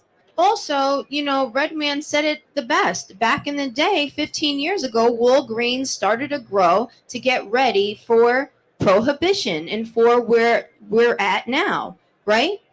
So that's why they're not letting us put money in the bank, because if we put money in the bank when everything is legit and we're able to do what we want to do, we have the money to go ahead and cultivate our own people's licenses. No. These people already have millions of dollars and they have all the resources waiting for when they make everything legit, they're going to take over. That's just how it's going to go. And guess what? When your boys over on Wall Street find out, then they're going to get even bigger checks. So it just is, the system is meant for us to fail, and we just have to stick together. But also, too, we have to come to conferences like this. I went to the Black Cannabis Conference in New Orleans. It was a ghost town. We all need to get together because there's so many different sides of cannabis. My lawyer's here, my cannabis lawyer. There's a woman here that I'm meeting with on Monday that's an accountant for cannabis. We have to arm ourselves with the right tools so that when this is going up, we're right there in the center ready and we have everything lined out. We got to be smart. We don't have the resources they have, but we do have the brain power together. I love everything that I'm hearing. We just have a couple minutes here left. So to wrap it up, I wanted to ask each of you, just eloquent speaking, just your presence, would each of you consider running for office in the future? Because our lawmakers have no idea what they're doing. So would each of you run? Oh, yes. Miserably. And I ran for office and I lost. And then second part question, why are you so passionate about the plant? To wrap it up. Why am I so passionate about the plant? I grew up like most people of color in this nation with PTSD. As soon as I went to a predominantly white university, that's when it started to come out. The plant was the only thing that kept me from getting kicked out of my university. And I helped people all throughout the campus and then professional athletes. So I was always doing what I was supposed to be doing unconsciously. And then one day it kind of like flipped a switch and it was like, oh, I'm going to do this full time. I'm going to advocate. So it was kind of always, I was being pushed in that direction. I just was not aware for at least a decade. But would I ever run for public office? No, that is on my anti-bucket list as number one. Don't do it. I'm very passionate about this because I used to be an NFL manager agent, and a lot of my guys were getting addicted to opiates. When you see somebody have their life dream and make $60 million, but they're ready to spend it all on Oxycontin and Percocets and things of that nature to kill the pain in their body from a sport, you have to rethink it. So I started finding strains of marijuana that killed the pain in the body. But of course, the NFL gives huge fines for a player testing positive for marijuana, and they will not change it because a lot of my players, when they would test positive for marijuana, they'd have to pay $3 million. The fines are insane. The more money the player makes, the more that they make them pay.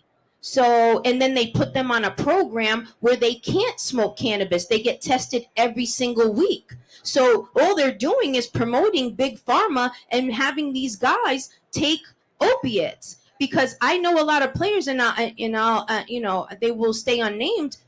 I ran into a guy that I know that had $120 million contract where I'm from, and I ran into him. He was at Starbucks, so I said to him, I said, "Hey, oh man, that's just so dope. In our hood, you own a Starbucks?" And he said, "No, I work here."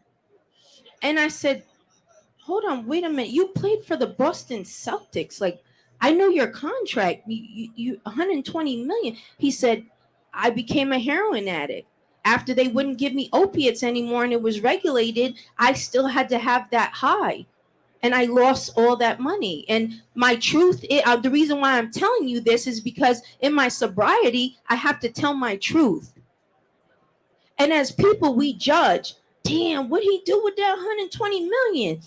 He bought drugs with it because there was no outlet for him to do anything else. And if he did smoke cannabis, he was going to lose money. And sometimes money, when you're in something, supersedes your intelligence of what you should really do. You should take that $2 million fine. Guess what? Because you're stopping yourself from getting into a worldwide of trouble later down the line. So, yeah. Last word, Celeste.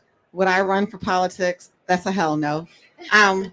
Too much politics. That's in it. You mean blatantly? A lot of lying, a lot of being a puppet, and I'm far from that. That'll never happen. My passion for this is really when I was in the dispensary, seeing the lives that I'm changing as far as on the patients that I came in. I've had patients that came in where her first time actually coming to visit, the old lady had a seizure in the chair. She had her skin, white lady, looked blacker than the blackest person that she knew because her blood wasn't flowing through her skin. I hooked her up with a CBD company that I knew. Then her problem was she was allergic to everything. I had to make her a special salve. She put that on and she turned white again. Her blood started flowing again. She had an open sore on her foot that was about this big for about 13 years. With the CBD on it, it actually killed what was going on and closed that hole up. Doctor told her, whatever you do and keep on doing it because I couldn't have done that for you. So that's where my passion came in, seeing the lives that's being changed. And one of the things I used to do at the retail is I'd have people that would come in that would be hard on heroin, I'm hard on glass or something like that, being in Arizona. What I would do is when dispensaries come in, they come in and give us samples. All my samples, they go to my patients. I give some out to my patient advisors, they get the same thing. Do you want to donate your samples? When that hard person comes in, I can't afford this, I can't afford that, but I need it. Don't worry about it. I got a sample back here for you.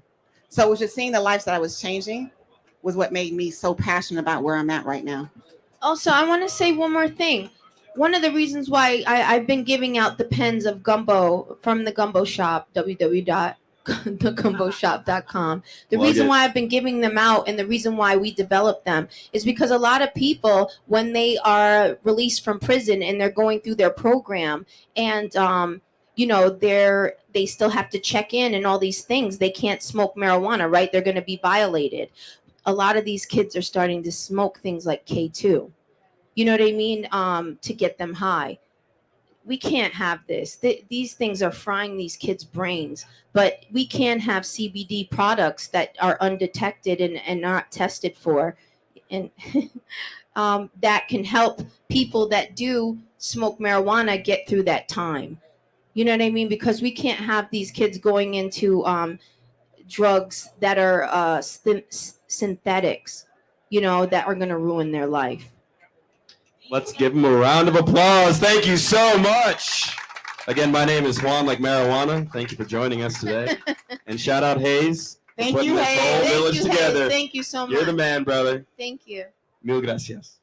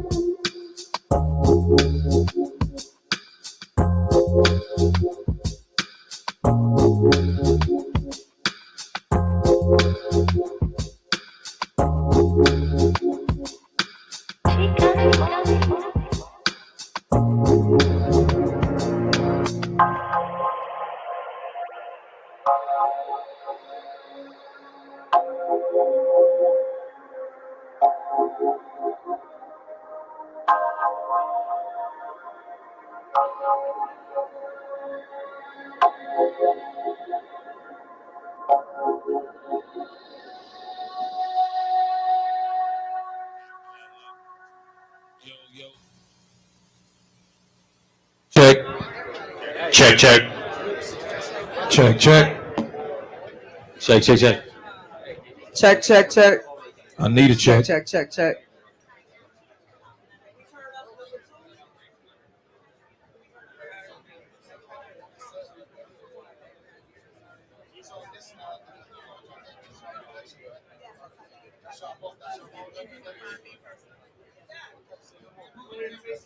Check, check, check.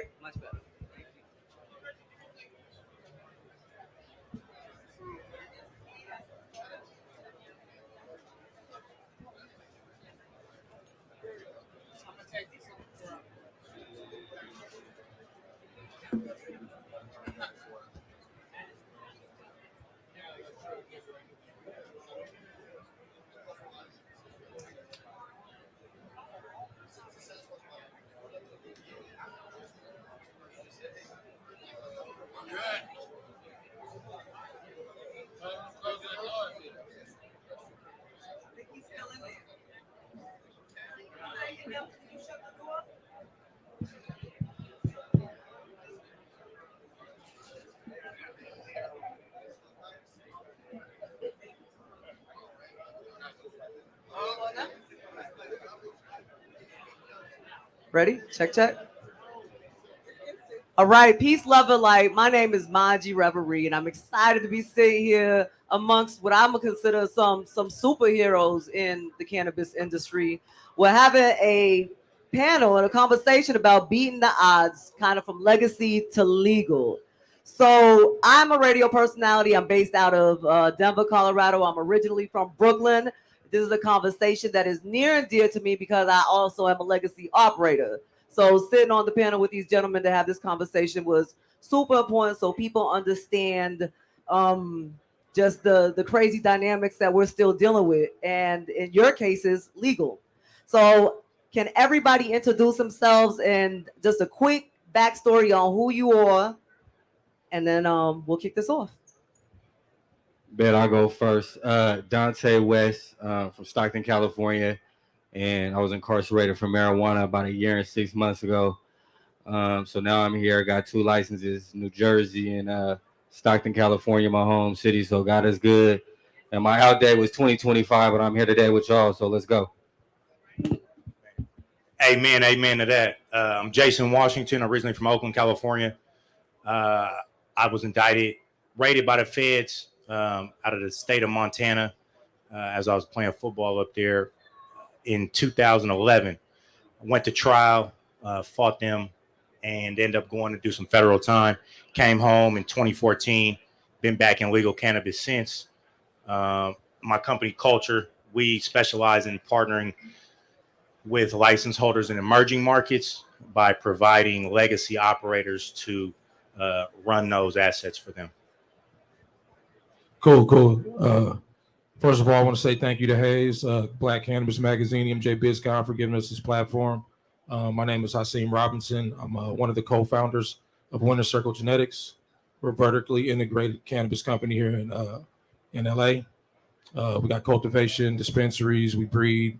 We dropped some pretty amazing things here in the last year in the cannabis industry, but I'm happy to be here. Thank you. All right, like I said, we got some superstars on the panel. I was blessed enough not to end up in any situations where I had legal problems, and you guys have kind of claimed your fame because that's exactly what put you all in these predicaments. I know somebody has done federal time, which is crazy on another level, and you've been exonerated. In your opinion, at this point in time, with the whole market switching from the legacy to the legal side, what do you think has been the hardest thing for you guys to overcome, having these charges and this history, this back history kind of looming over your backgrounds? I think for me, just kind of beating the odds, like how this panel is today, and being able to, go in and, when everybody say you can't do it, you go in and you buckle down and do it. And that's kind of like what I learned in prison. You kind of sit down and be consistent and work hard. And I think your fruits of your labor is show. So that's how I got out of prison. And that's the same energy I apply, with kind of writing these apps, man, and getting down there and reading regulations and figuring out what does it take to qualify. So, individuals like us, man, it's just beautiful to how prison for something and you can just be here today, and be ready to go. So, God is good. And I know these people can attest to that, especially Jason. No, absolutely. And the second that, for me, the barrier of entry has been very difficult because my charges are federal and they're out of the state of Montana. And because of that, I've been barred from participating in any equity program in the country until Denver has just announced. In I think New Jersey has a equity program where your charges don't have to be from that jurisdiction. And so I haven't been able to participate from a license standpoint until now. Hence the reason why my company Culture has just been a full service cannabis agency where we've had to partner on every other project that we've done. And so now to have the opportunity that the state of Colorado has presented to actually get another license in my own name is something that I'm looking forward to really pushing through. And like Dante said, it just really comes down to the perseverance and the things you really learn in jail. You got to stand up in there every day and look yourself in the mirror, and either you're going to get swallowed up or you're going to push through and make it out and make it home. So those same principles apply in everyday life. It's just different circumstances and different, kind of energies and risks that we take. But it's something that it teaches you that you when you go through those things, you can really put your mind to and get through anything. Yeah, I like that. Just the cannabis industry period is difficult. So besides the obstacles that these brothers have been able to overcome, I mean, you're dealing with, MSOs, you're dealing with the cost of getting licenses. So, I tip my hat to both of them for being able to overcome what they have and still be able to compete in this industry. Okay, gentlemen. Even with expungements, it's still a very difficult process to be able to even jump from a legacy situation to a legal. What conversations do you feel like we need to be having with lawmakers and the people that are actually building these different markets to help us along in this situation?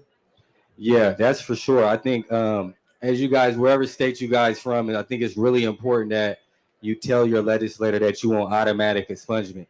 You don't want people going through the hoops, trying to file paperwork, get an attorney, and do all that, man. It's just too difficult. If you lobby a legislator for automatic expungement, like we did in Missouri, where I'm working at now, it'll just be way easier for the people that get out of prison. So when they get in, they apply at a job. Even when I applied, even though I got exonerated, my record still showed up. It still showed up. I was a felon, distributing marijuana. So when I had to dig deep into the case, I had to give them my dismissal, and show them that I was all the way, I was able to be in the cannabis industry. So, I think that's the biggest thing, man. Whatever your legislator is, make sure they implement automatic record expungement. I second that. I think that, the record expungement on a state level is very important. On the federal side, unfortunately for a lot of my federal brothers, and there's a couple of them out here in the audience that I did time with, we don't have that same luxury. But, it's one foot in front of the other. So if it can happen on the state side, that's very important.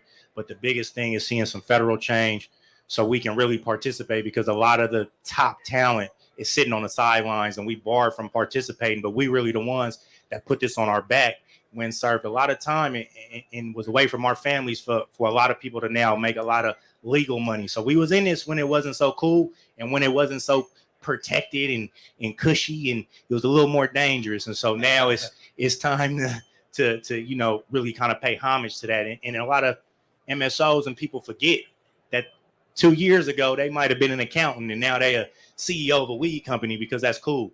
Well, we was doing this to feed our families when it wasn't cool. So now how do you include those people to participate in this industry? Because none of this whole conference that you guys see would be here today if it wasn't for the people that really, sacrificed and took the risk. Yeah, absolutely. And put it all on the line. And it's a lot of brothers still down in jail right now for the same things that every one of y'all is doing up in here. And it's, that part of it is not cool.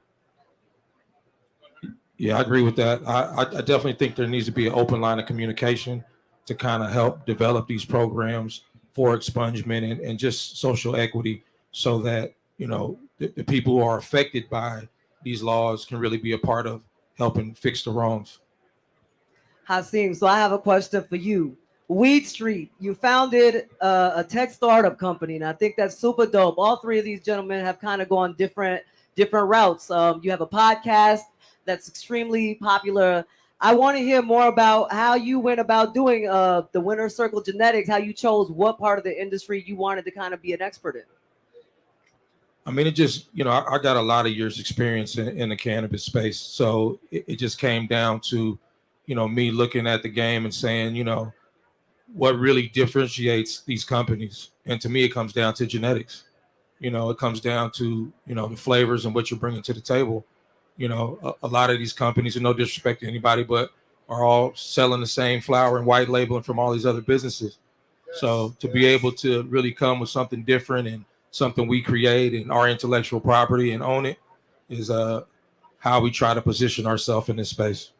I think it's an amazing thing that not too many people step into. Like you said, the legacy part of it is kind of the streets. So that's the part that we were all used to. This is how we paid our bills, fed our kids, everybody is stepping into a different type of situation. Tell me about culture, Jason. I want a little bit more information because I like the fact that you're only going to be doing business with people that are already legacy operators. Yeah, so one of the foundational parts of culture when I put that together from an agency standpoint is in order to be a part of my organization, you had to have been in the business for 10 years or more. If you've been in for 10 years or more, that means you didn't operate in some black and gray areas. And that means we speak the same language. So no soccer moms, huh? I ain't gonna be able to do it. So if you ain't been around and took some of the same risks that I didn't have to take, we just really not speaking the same language. Now, so that's on one half of the business. Because we are barred from participating on the other half, we have no choice but to partner with business people and those folks in emerging U.S. and now global markets. We got our first dispensary open in Barbados, by the way, first medical on an island in the Caribbean. Congratulations. So, but we've had to partner with those people. And I think it's been, thus far, it's been a good marriage because we've been able to bring the expertise and I've been able to uplift some of the people that have gone through a lot of the challenges that I've experienced myself and partner them with the money and the assets and the capital in order to build some of the most efficient producing facilities in the markets where we participate. Dante, Last Prisoner Project. I don't think there's anybody in this room that has not heard about that situation. Tell me a little bit more about how you got involved in that, the whys. What do you feel like? Yeah, I've been with the Last Prisoner Project for a while. I know a lot of people got different thoughts about it, but one thing I could say about them, man, every time I needed them, they was there for me. But yeah, I got connected with them, as soon as I got out of prison and I had filed a motion and I had won that motion to get back home. They still wanted to retry my case. The DA still wanted to give me, wanted me to sit down and go back to trial. If I didn't take a felony, then he was going to send me back to trial, but I refused to take a felony. I remember I was in prison and I heard Van Jones say, felony is a new way of them calling you the N-word. You know what I mean? So it just made me sit back and think like I'm going to fight for true freedom. And I really knew like if I went back to my town in Stockton, California, that I'd be living in the hood again because when you got a felony, man, you got certain housing, you can't get loans, you can't vote. I mean, it's just so much restriction, man. So you kind of set up for failure again, So I told him I was going to take him down and I met Last Prisoner Project and, they offered to donate a bunch of money to my lawyer. They said, I'll hire you the best lawyer in the state. But I declined their offer and I said I would just use the public defender because the public defender got me out of prison already. Man, it was able to negotiate a full dismissal on my case. So it was good. But now I get to work with the organization. For you guys not know that we got a guy named like Kevin Allen that's in prison. He's in Louisiana. He's serving a life sentence for $20 worth of marijuana. And if you guys take the time today, our booth is right next to Dutchie's. Just write him a letter. It's the holidays. And what I could say more than anything, man, is, man, and Jason, man, a letter in prison is so important. You know what I mean? I remember I used to get a letter in a bunk, didn't even know who it was, and just put it on the bunk and then wait till 11 o'clock at night when all the lights was dim, just to kind of escape prison. So, that's what it is. That's how I got connected with them. All right. This question is for all three of you gentlemen. Paint a perfect picture of what legacy to legal would look like for our future generations, for people that are legacy now that are wanting to go into the legal market. Ideally, what do you think that would look like? I'll go. What I think it looks like is it looks like this. It looks like brothers like this making foundations and platforms for people to move from the legacy space to the shelf. And this is what it looks like. It takes, companies like his company and somebody getting motivated by him and inspired by him to start their own company like that somewhere else so that, we can educate people from switching over markets because it's a totally different market. The legacy market and the white market is totally different. So even though you've had success in the legacy market, there's going to be some bumps and bruises. So I think that's why foundations like what he has and businesses like he has is what it's going to look like. And to second that, second Hasim's point is operating a facility in a compliant manner and selling cannabis in a compliant manner is night into completely two different languages from the legacy to from the old way to the new way. And the biggest thing is just us helping each other. By us being on this panel right now today, Hazy don't even know this, but we put together a collaboration in the back. We working on a project in Missouri. I didn't even know. I didn't know D was in. So it all just came full circle. But the important part is us working together and keeping that knowledge and that lineage, genetic base of everything we do from the ground up to the end result. And if we can do that, we can help each other. That's what keeps us ahead of the curve. We already the trendsetters. The reason I named my company Culture with the K is because we is the culture. This is what we do. Everybody mocks it around the globe. When I say around the globe, I've been in the last 6 months, I've probably been in 35 countries. Everybody looks to what we do in cannabis, American cannabis, and Black American cannabis for the trendsetters of what's coming next. So as long as we can continue to work together and build together and not infight and leave all the jealousy, and if we win together, there's plenty of money for everybody to win. We just got to win together and work together and capitalize on everybody's skill set, and then we can have a seat and we can compete with these MSOs and these bigger major funded companies, and we can really carve out our piece of this because it should be a bigger piece than it is right now. Yeah, definitely. Like Jason said, man, just being included into the opportunity, whether it be financing, whether it be operational, whether it be any type of skill is huge. Getting those people out of prison. I helped a guy get out early that was locked up with me in Kansas. He was, incarcerated in New Jersey, man. Now he works at a SIN, as a cultivation tech on probation, though, in Kansas, on Kansas probation.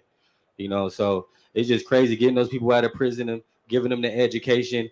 And maybe they won't resort back to something that'll jeopardize their freedom because now they can do it legally. We got this giant conference out here. You know what I mean? Now they're going to be having job fairs for cannabis people.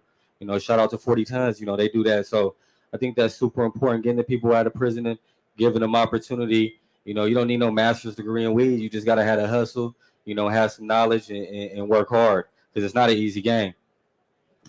All right. So how are you guys using your life experiences to pay it forward to who's next? I know each one of you comes in very differently. One does genetics, which is not something that we see too often. Like he said, he's one of the only Black-owned businesses in the country, right? In the country. I mean, there's some other of us out there. You're about to see Felix from Gas House coming up next. So okay. there's a sprinkle of us out here. But it's a sprinkle is not enough.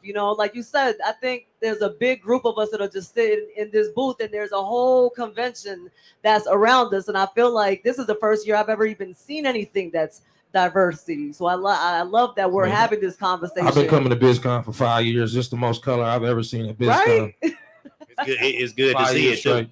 But it feels good to see it because, again, I think that the more that we're educated in these different fields and we network with each other, we see each other in a lot of these different spaces. Again, what are you doing to pay it forward? I mean, just giving out information, giving out free game, mentoring people, people DM me, ask me questions. I answer everything. Like I'm open to, bringing people with us, you know what I mean? And that's just really how I do it. It's just, try to give back that way. One of the ways we are pushing this forward is on the island of Barbados. A lot of people don't know this, but there's a huge local cultivation scene, and they send you to prison the same way they send us to prison. And so there's no equity program, but because we down there in charge of the operations, we have our own equity program. So I'm trying to only hire people that have former cannabis convictions on the island, or a family member of, if their father is locked up, some sort of connection to it. Not saying all of our employees are going to be able to meet that criteria, but at least we're trying to incorporate our own equity program when the government on that island is not doing that. So, and it's up to our discretion of who we want to hire. And so that's why we're able to do that. And just, as an inclusion piece. And it's something that I was never given the opportunity to do until Denver just did this thing that they did. But that's one way I'm doing it. Yeah, for sure. And it's a blessing, man. These guys are giving back, and I had the opportunity to give back in the Midwest, where we're working on. So I got a product in about 100 stores in Kansas City, Missouri, all through the state of Missouri. We're able to white label a brand called West. But every time someone goes up into this dispensary and buys this product, it donates to the commissary account. I remember I was in prison, man, and I was just looking for a soup or, trying to write a letter. I had to write like 100 state reps just to try to get them to agree my clemency. But, I had got caught time with a COVID where people couldn't even come see you. So you got to do video visits. They cost money, $5 for 15 minutes. So all the funds that, majority, about 20% of the funds I allocated to the commissary account for the people that's locked up. And I try to make it state-based. So if I got a white label brand in Missouri, I try to give it to the state prisoners in Missouri so people could feel more homage. One thing I noticed about going to different states like the Southern and California, these people really mess with their people. You know what I mean? So I think that's really important that we kind of pay attention to those people, and it kind of resonates to the people even more, even when they write a letter to a person that's in their home state. I want to talk a little bit about ancillary businesses. I think everybody that when they hear about the cannabis industry, they only think that it's cultivation and retail, which we know good and damn well that this is an industry like any other industry. That means HR. That means, from the people that plant the dirt in the pot to the people that have to be hired to have knowledge, the bud tenders. Ancillary businesses, I want you guys' opinions or advice. That's better said. Your advice for the people on not just jumping into I need to have this license because of the growing part. I mean, that's a great question. And we talk about that on our podcast all the time. I'm glad you brought that up. Like, I wouldn't recommend people to hurry up and jump in and get a license because they're going to fail. They don't have the training. They don't have the know-how. So, the ancillary businesses are what I tell people to try to, see if you even like the cannabis space, whether it's security, whether it's marketing, whether it's a collection of data. I mean, there's so many different things you can do and not just try to narrow and have the tunnel vision of, oh, I want to grow the best weed. Because it's going to be difficult in Cali, baby. Try to grow the best weed. It's going to be difficult, especially with the way the market is. But, there's so many other things you can use with the talent. There's so many creatives in our culture that you can bring that into this space. And, it's a very important point, and I'm glad you brought that up, is just to let people know there's so many other ways into the industry besides just trying to own a dispensary or get a cultivation or, try to, I'm not telling you don't shoot for the stars, but, try another job first to see if you like it. So we had to get creative with how we were operating and doing things. Bank accounts kept getting shut down, whatnot. So what we did with my team is we took a young group of Black designers in Oakland and we made a clothing brand, and it's called Culture. As an ancillary service, is one more piece into the space. And so everything that we've built with that group has been, one more way for us to have banking, and you can help funnel through things through there. But we've had to kind of just be on our toes. And what it does is it gives us one more touch point into the industry to explain and show you who we are, and help support us so we can continue to do our mission. So we've just tried to do that from within. I think it's huge, man. We right here in the land of ancillary products, right? If we look around, you'll see all these companies. None of these people really plant touching. You got people that so many ways you can get into the industry, and you got a question? No, and I mean, and it's just so many ways you can get in. It's so many ways you can get into the industry. And one thing I could take from it is, like, when you learn about a specific ancillary item, you kind of become that much more good into the industry once you do get your license or cultivation or distribution. because you kind of know the realm of like, oh wow, what I need. Because a lot of these people that are coming out here shopping have retails, have cultivation. They're looking for this ancillary item at MJ Biz. So, you know, these are gems in here, and I think people should for sure get down here at these conferences, get open. I mean, you could do packaging. You could do packaging designs. I know a guy who's making, $300,000 a month printing out packaging. So, I mean, there's things you can do. All right. They said we got to wrap it up. We got a few minutes left. I wanted to talk about the culture part of this. I feel like, personally, in my experience, I get irritated when a lot of people come and want us to represent them, their brands, their situations, make their whole thing popular. This is, like you said, it's for the culture. What do you think we could do as our own people, our people, to keep pushing our own people along? I feel like we don't back each other enough in these situations. Like you said, there's very few, there's speckles of people throughout the industry, and it's not a majority of us. What do you think that we could do to help push our own people along? So I'll give you a real life example that happened. We built a facility and we were operating it for MSO. And originally we were going to get a credit on the back of the bag. Well, when it came time to print that, it ended the relationship and we didn't have a credit on that bag. And so now when I do any sort of collaboration, it's not more for me and less for them. If I do a deal with D and with Hassan at Winter Circle, it's a third, it's all equal and it's all inclusive. And so it's very important for everybody to not be like, oh, my brand got to be this. Nah, we doing it together. He can't buy all the weed that I can produce, and I can't buy all the weed. We need all of y'all to also be a unified force so that we can all win together. So it's this inclusion we got to understand we are a minority in this space, but we are a powerful one. And if we work together, we can just become bigger to where they got to give us a seat at the table. And so we just have to, we can't have a crab in a barrel mentality. We got to really work together to just push the ball forward. All right. I think I lost my mic. Okay. Before we get out of here, tell everybody where they can find you, please. Social medias, websites, and then if there's anybody that you'd want to thank or to recognize while we have this platform. And thank you to Hazy and Black Cannabis Magazine for sure, because again, this is the first time I've ever been to this convention and seen so many Black and brown people. So I'm very proud to be here today. Yeah, you guys can follow me on Instagram, Dante West, DONTEWEST, or on the Last Prisoner Project page, Dante West.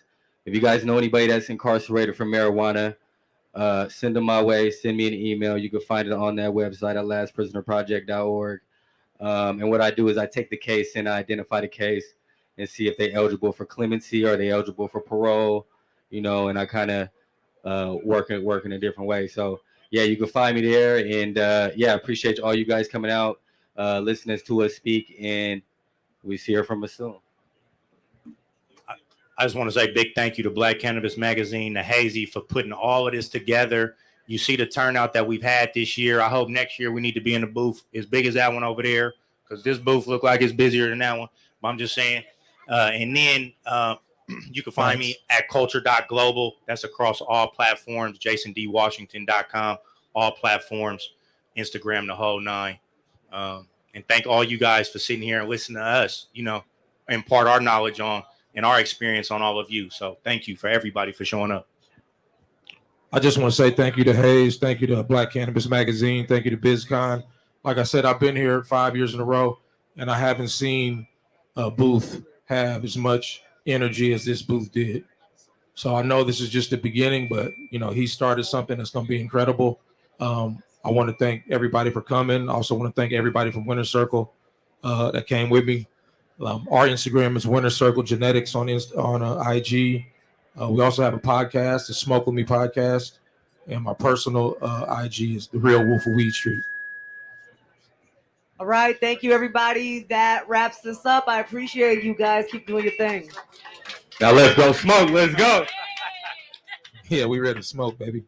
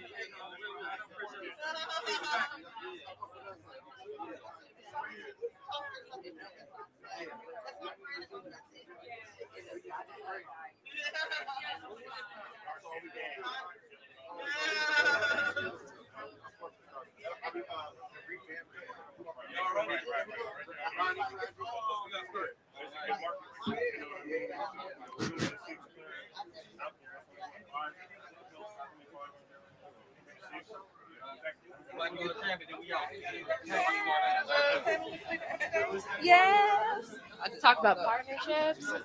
I'm just the best.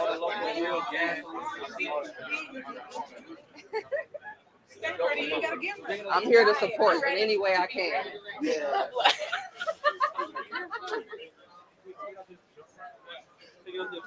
Y'all got me on the perfect panel. You feel me? With my crowd. Won't God do it? Won't God put me next to the back? Look at the Lord.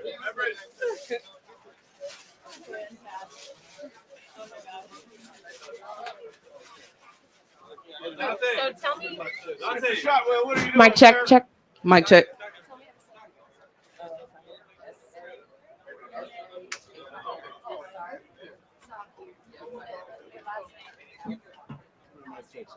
Mic check, mic check. Mic check, mic check. All right.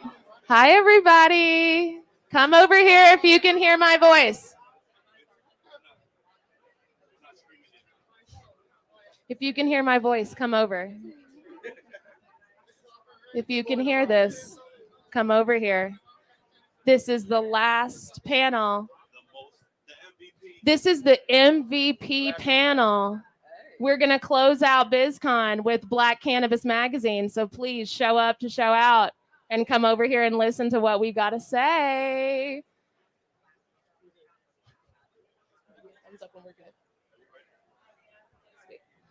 All right. Welcome and thank you all for being here. Today, we are speaking about the most valuable partnership and what that's been like for these incredible people sitting up here with me today.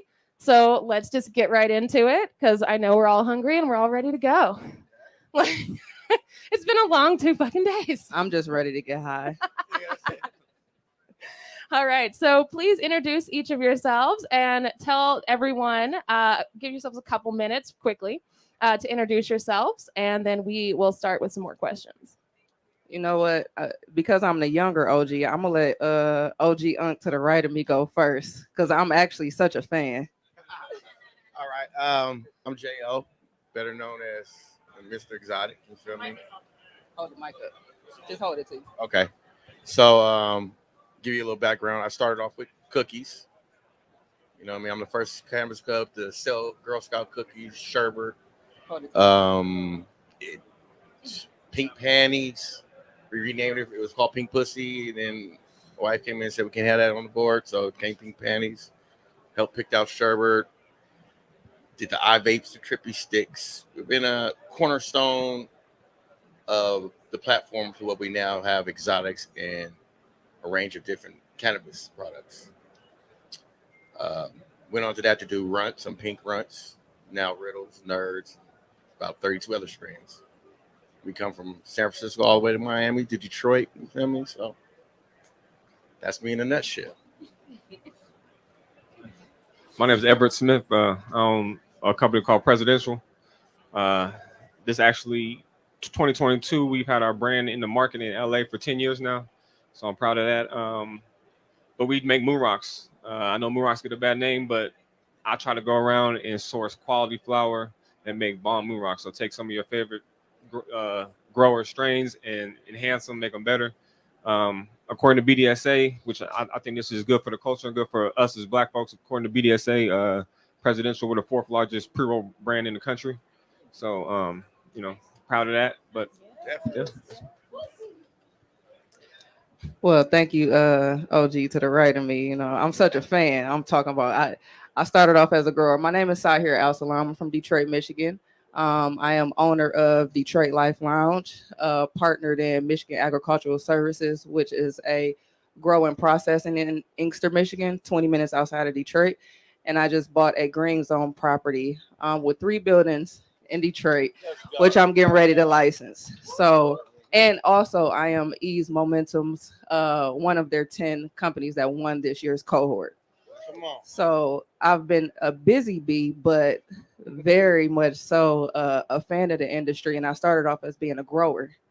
So all of these great things started off from me just being in the basement, growing a plant and just choosing otherwise along the way as I kept continuing to move up. So shout out to people like Jay. We love people like him who give us flavor in the industry and options, you know what I'm saying, to be so satisfied with in our taste buds. Love it. If you guys were here earlier, you were here for the exhibit and the Red Man, and he said something that really stuck out to me that I was like, I'm going to take that and I'm going to use that in my panel. He said that it's about relationships when it comes to partnerships. So I'd like each of you to answer, what's the biggest or most common misconception that you feel people have about partnerships when it comes to your brand? Number one, that we can't work with each other, right? It's a lot of us who have put in a lot of work, right? Like Jay, like me, and a lot of other people that sit next to you. And all you got to do is make a phone call and, continuously have the conversations, the proper conversations about the right business, right? And have those follow-up conversations until you meet your goal. Always set a goal, always set a deadline, always stay consistent with whoever you're trying to build a relationship with. So they think we can't do that. But Hayes is showing us that it's very much so possible in a very big way. Jay? Man, I would say to actually pick your business partner out that you can deal with. Say that louder. You have to deal with your business partner. You just can't go into business with anyone. It's not a fit. You got to find a person who either they're complete opposite or completely like you. So it could be a contrast or addition. And don't be afraid to really go search for what you want. A lot of people settle in this game. Like, oh, I'll never do this, or I'll never do that, or I'll just do this just to momentarily get a bit of fame. It's longevity. That's what I learned in this game. You go anywhere, and in my brand, it stands for quality. So you ain't gonna find somebody in the house like, oh, that was some bullshit. Nah, you don't find that because I stand for quality. I may not be the biggest, I may not be one of them well known, but nah, you well known, bro. Okay, you know, I'll be modest. you know. I'll be modest about it. But if you know, You're a little too humble. If you know, you know. They'll say you put J on a brown brassy brag and it's gonna sell because it's J.O. Some people can't have that. You have that because you stand for something, and that's the most important thing. When you pick a partner, you and your partner got to stand for something, believe in the same goal, and make it happen. Yes, Everett? I'm gonna have to piggyback off what he said. So a misconception is that just because you guys do something similar to each other, that they're gonna hold your product to the same quality, or you guys have the same synergies. Your synergies align. Like you said, you have to vet your partner. You got to pick somebody that makes sure that you guys are going in the same direction. you know, I've had horror stories in terms of partnerships, you know, where one of the biggest brands out right now has been spawned from a bad partnership with me. So definitely, just because y'all are doing the same thing or a similar thing does not mean that, you know, they hold the same values for you, same quality, same, you know, goals. So that's what I would say.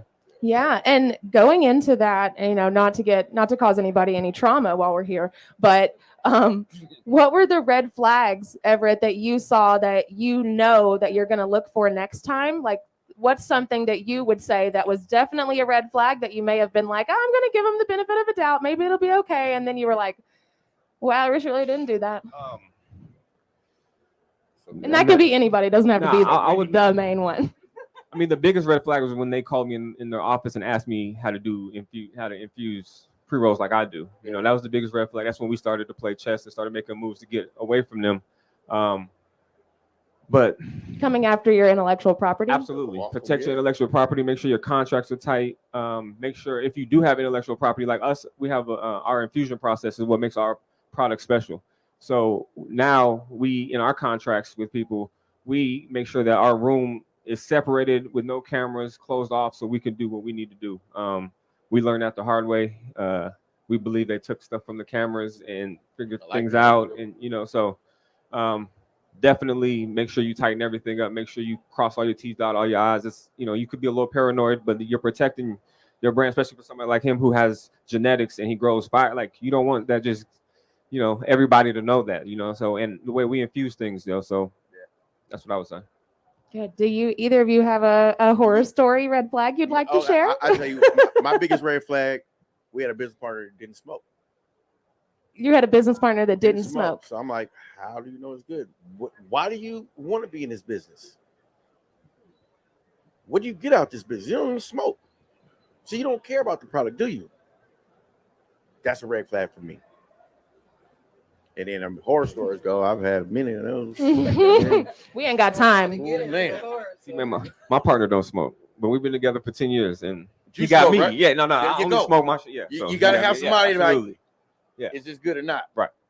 If they don't know nothing about the game and they've never been involved in the game, I kind of question, why do you want to be in the game? You know, we come from the old school, so I mean, you're the police, right? You're the feds. I mean, what are you? Absolutely, Because you were hanging around and you're not doing nothing, right? Hey, that's Uncle Jay for y'all. He don't play no game. So for me, the biggest red flag is a person who's trying to do everything, right, and play all positions. Picking a partner is knowing a good partner who's good at what they're doing. You know what I'm saying? Just good at what you do. If you go be the lawyer, if you go be the grower, if you go be the marketing person, you know, don't be the marketing person trying to tell the lawyer what to do, or in meetings talking like you're the lawyer if you're the marketing person, right? Picking a good partner is just really picking somebody who's good at what they're doing and love to do what they're doing without trying to do everything. Sometimes doing everything can kind of spill over into other, you know, sections of the business that we all shouldn't be, right? Play your part. Building a good team is really playing your part. So, you know, I love that. I'll leave my horror stories on the shelf for now. For Yeah, real. that'll be next year. We'll have a special panel just for that. They might kick us off the panel if we tell our horror stories. No, they'll be good. They'll be good. Well, so let's make it lighter. What are some of the best things that you've had come out of partnerships in the past few years, since the pandemic? What are some, tell us something good that's a green flag that's come up for you that you've just been like, okay, I'm so glad that this is my partner. One word from me: consistency. Having a consistent partner means everything. Whether the sun is out, the moon is up, the stars, whatever, if you putting in that work consistently, right, and we're keeping up with each other, you have to find a partner that can keep up with you. But that consistent partner, that's the greenest flag ever, because even if you get it wrong sometime, at least you go be back the next day to try it again, to try and get it right. You know, so consistency is key in partnership in all business to me. I mean, you can't get better than consistency. I mean, I would say like-mind issues, someone that you Maybe you ain't gotta say exactly what you're thinking, but they know it because y'all are that close in business that you understand that I'm doing this, you're doing this. Yeah, the synergy is like I can't do everything, you can't do everything, so we gotta help each other. Playing on each other's strengths. Yeah, like if you don't have that, if you don't have nobody you can rely on, you feel by yourself. And when you feel by yourself, you're not 100%. Because it's like, man, I ain't got no one. We always like I say, you gotta have somebody to lean on. Yeah. Bill Withers. Come on, gotta do it. Somebody gotta help somebody. And if we don't help ourselves, which I think is a big issue in this cannabis game, is for so long it was a secret. For so long it was hidden. And then when it came out, it wasn't came out right. It was more of controlling and manipulating. Don't do this because of this, and this is going to happen. They didn't know nothing about it. If they start their whole beginning, cannabis was perfect. It's like cotton, but it made competition, and they couldn't beat it, so they got rid of it. So now we're at, like Raymond said, we're at the prohibition part.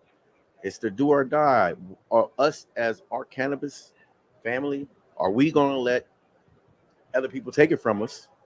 Are we going to stand for something and work together and keep this as us? That's where I think is where it's at.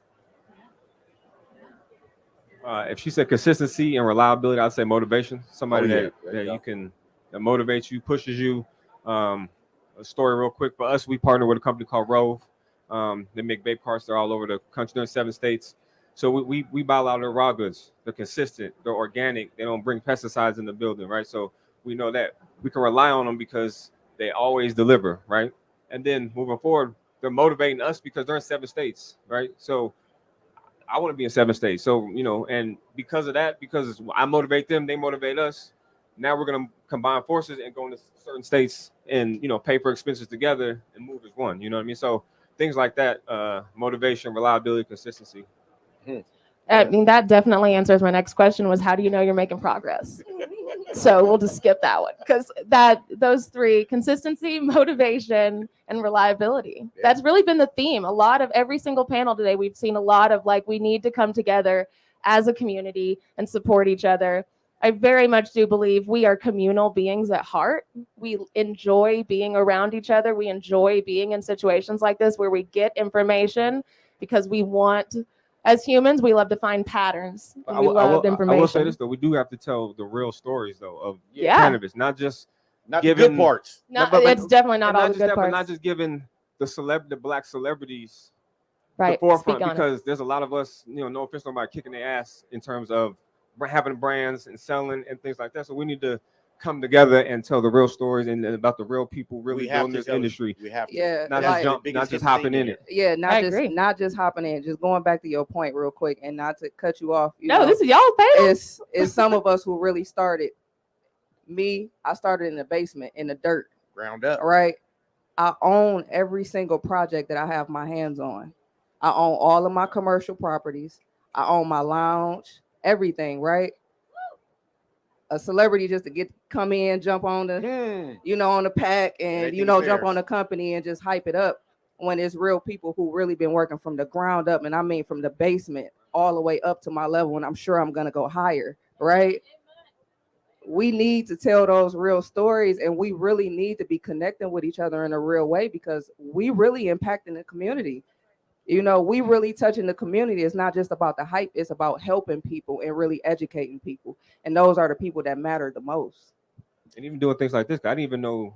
I've been in this game for 10 years. I didn't even know your story, to be honest with you. And that's, that could be on me as well. But bringing us all together to tell these stories and, collabing and because you're up north, I'm down south. We're doing a lot of things where like you, I'm self-funded. I started from nothing. I printing labels in my basement. I'd go sell the product, go in my car, label it, and then bring it back to them. You know what I mean? In 2012, So I think, some of us who really help build this industry should, get some more of the. I think they have to give respect to the pioneers of this game, and they don't do it. Like we say, we started when it was nothing. We started before it was legal, when it was legal, and we got pushed out the way.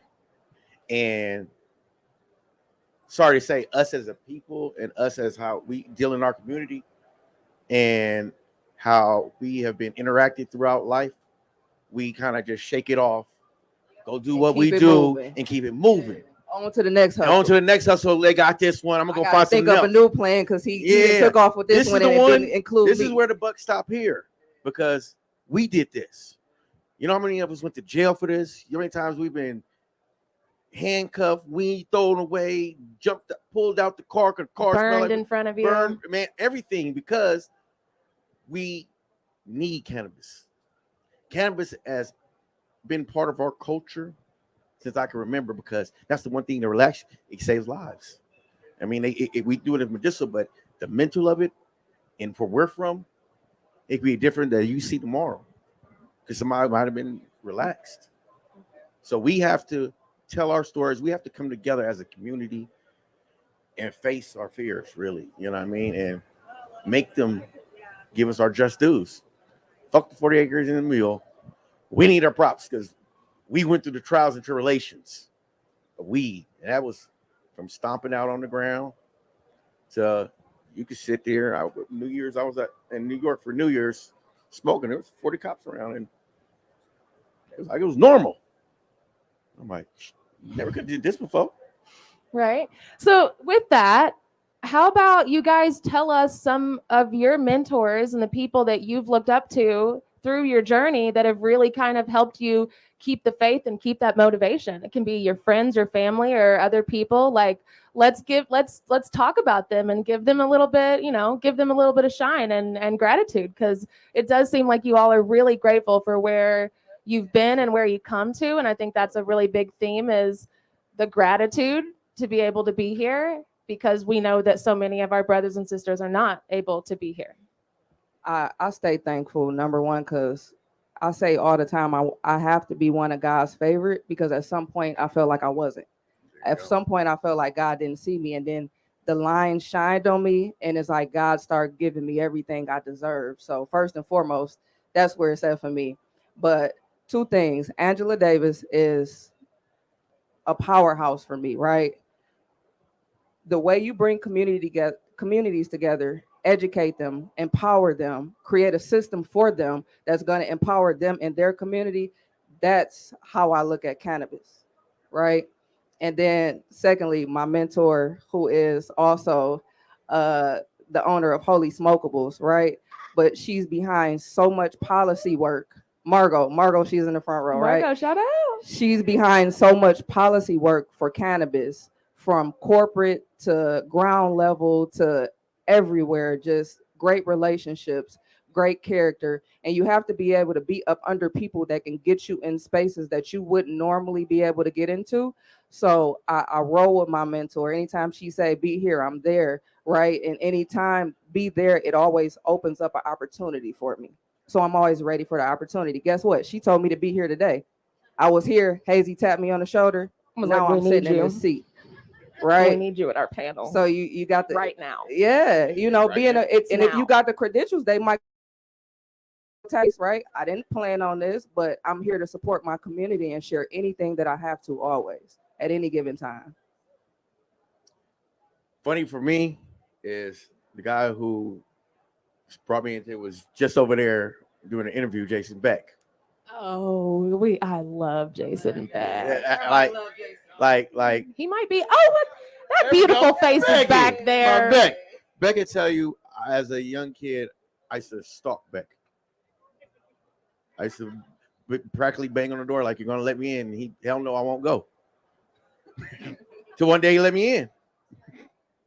And from there, a few years later, I started a club because I basically worked for him for free, and I watched what he did. And it impacted me in a way that I was like, man, like, I've always old weed, been around weed, I smoked weed. I was a real weed head. I smoke weed. I'll go to the ends of the earth to find good weed. Only the best weed in the world with Jason Beck. Pharmacy Blue Dot, bring it back. But yeah, so just by that, I was like, man, I'm here every day. Like, what I gotta do? And from there, he taught me and showed me by example of what to do. That's so beautiful. Thank you, brother. Shout out to Jason. Always got them doors open, man. Everett? I'd have to say 3 people. One, I'd have to give it to my mother. Single mom, raised me and my brother. Showed me you do what you got to do to make your shit happen. So for her, always be grateful. Second, my business partner. Going back to good partners, he taught me how to be consistent and reliable, and and that motivated me to be good. And then third, I live my life off quotes. I love quotes. So Muhammad Ali, it's one of my favorite people of all time. And then my motivation, my wife, just trying to build a life for Everybody us. look, she's beautiful.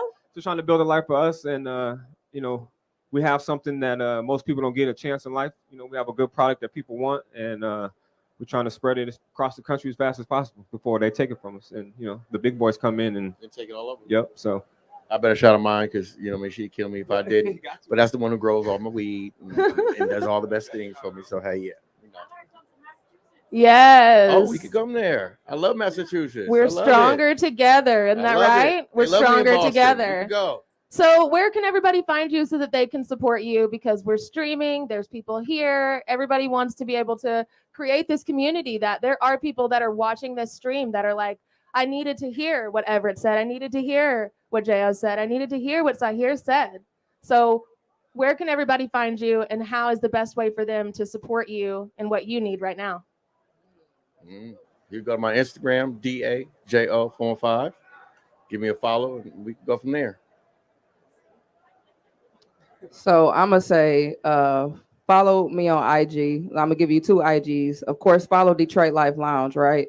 And anybody who needs a cannabis friendly 420 space, a community space, an event space, a study space, a workspace, right? That is 420 friendly, Detroit Life Lounge. Reach out to me. I'm ready to build more structure for the cannabis community. So I need y'all help. I got the building, I own the building. Now where y'all at? Tell your friends. Somebody bring me some programs, some structure, some help, some more, you know what I'm saying? Even some donations, because everything is going to the community, I promise you.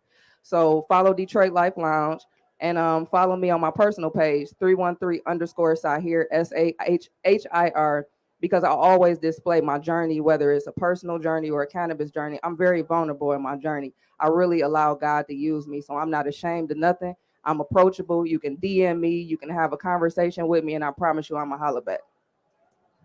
I'm a little low key, so I don't have Instagram or nothing like that. But LinkedIn. That's cool though. Everett Smith on LinkedIn. You might be the only person here that doesn't have an IG. Never had one. But We gotta get your IG, brother. presidential.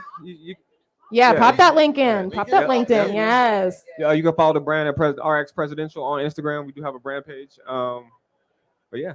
Oh, please, let's make sure we connect. We just launched, so we have a pizza restaurant in Hollywood called Esco's, and in the back we have a speakeasy 420 cannabis friendly lounge. So, I'm coming there this week. Hey, well, I'm definitely on LinkedIn too, everybody. Sahir Al Salam. I Yes. forgot because I'm not there enough. I need to be there more. So Thank you, Hazy. We came up with a phrase last night that's thank God for Hazy. So it's really, that's his new, we're gonna rebrand. That's the new IG name, is thank God for Hazy. So thank you all so much for being here. Thank you to Black Cannabis Magazine for creating this space for all of us to be able to come here. I've heard so many people say they've seen more diversity here than they have in many years past. So that's what we're doing. Once the momentum starts, it doesn't stop, and the marathon continues.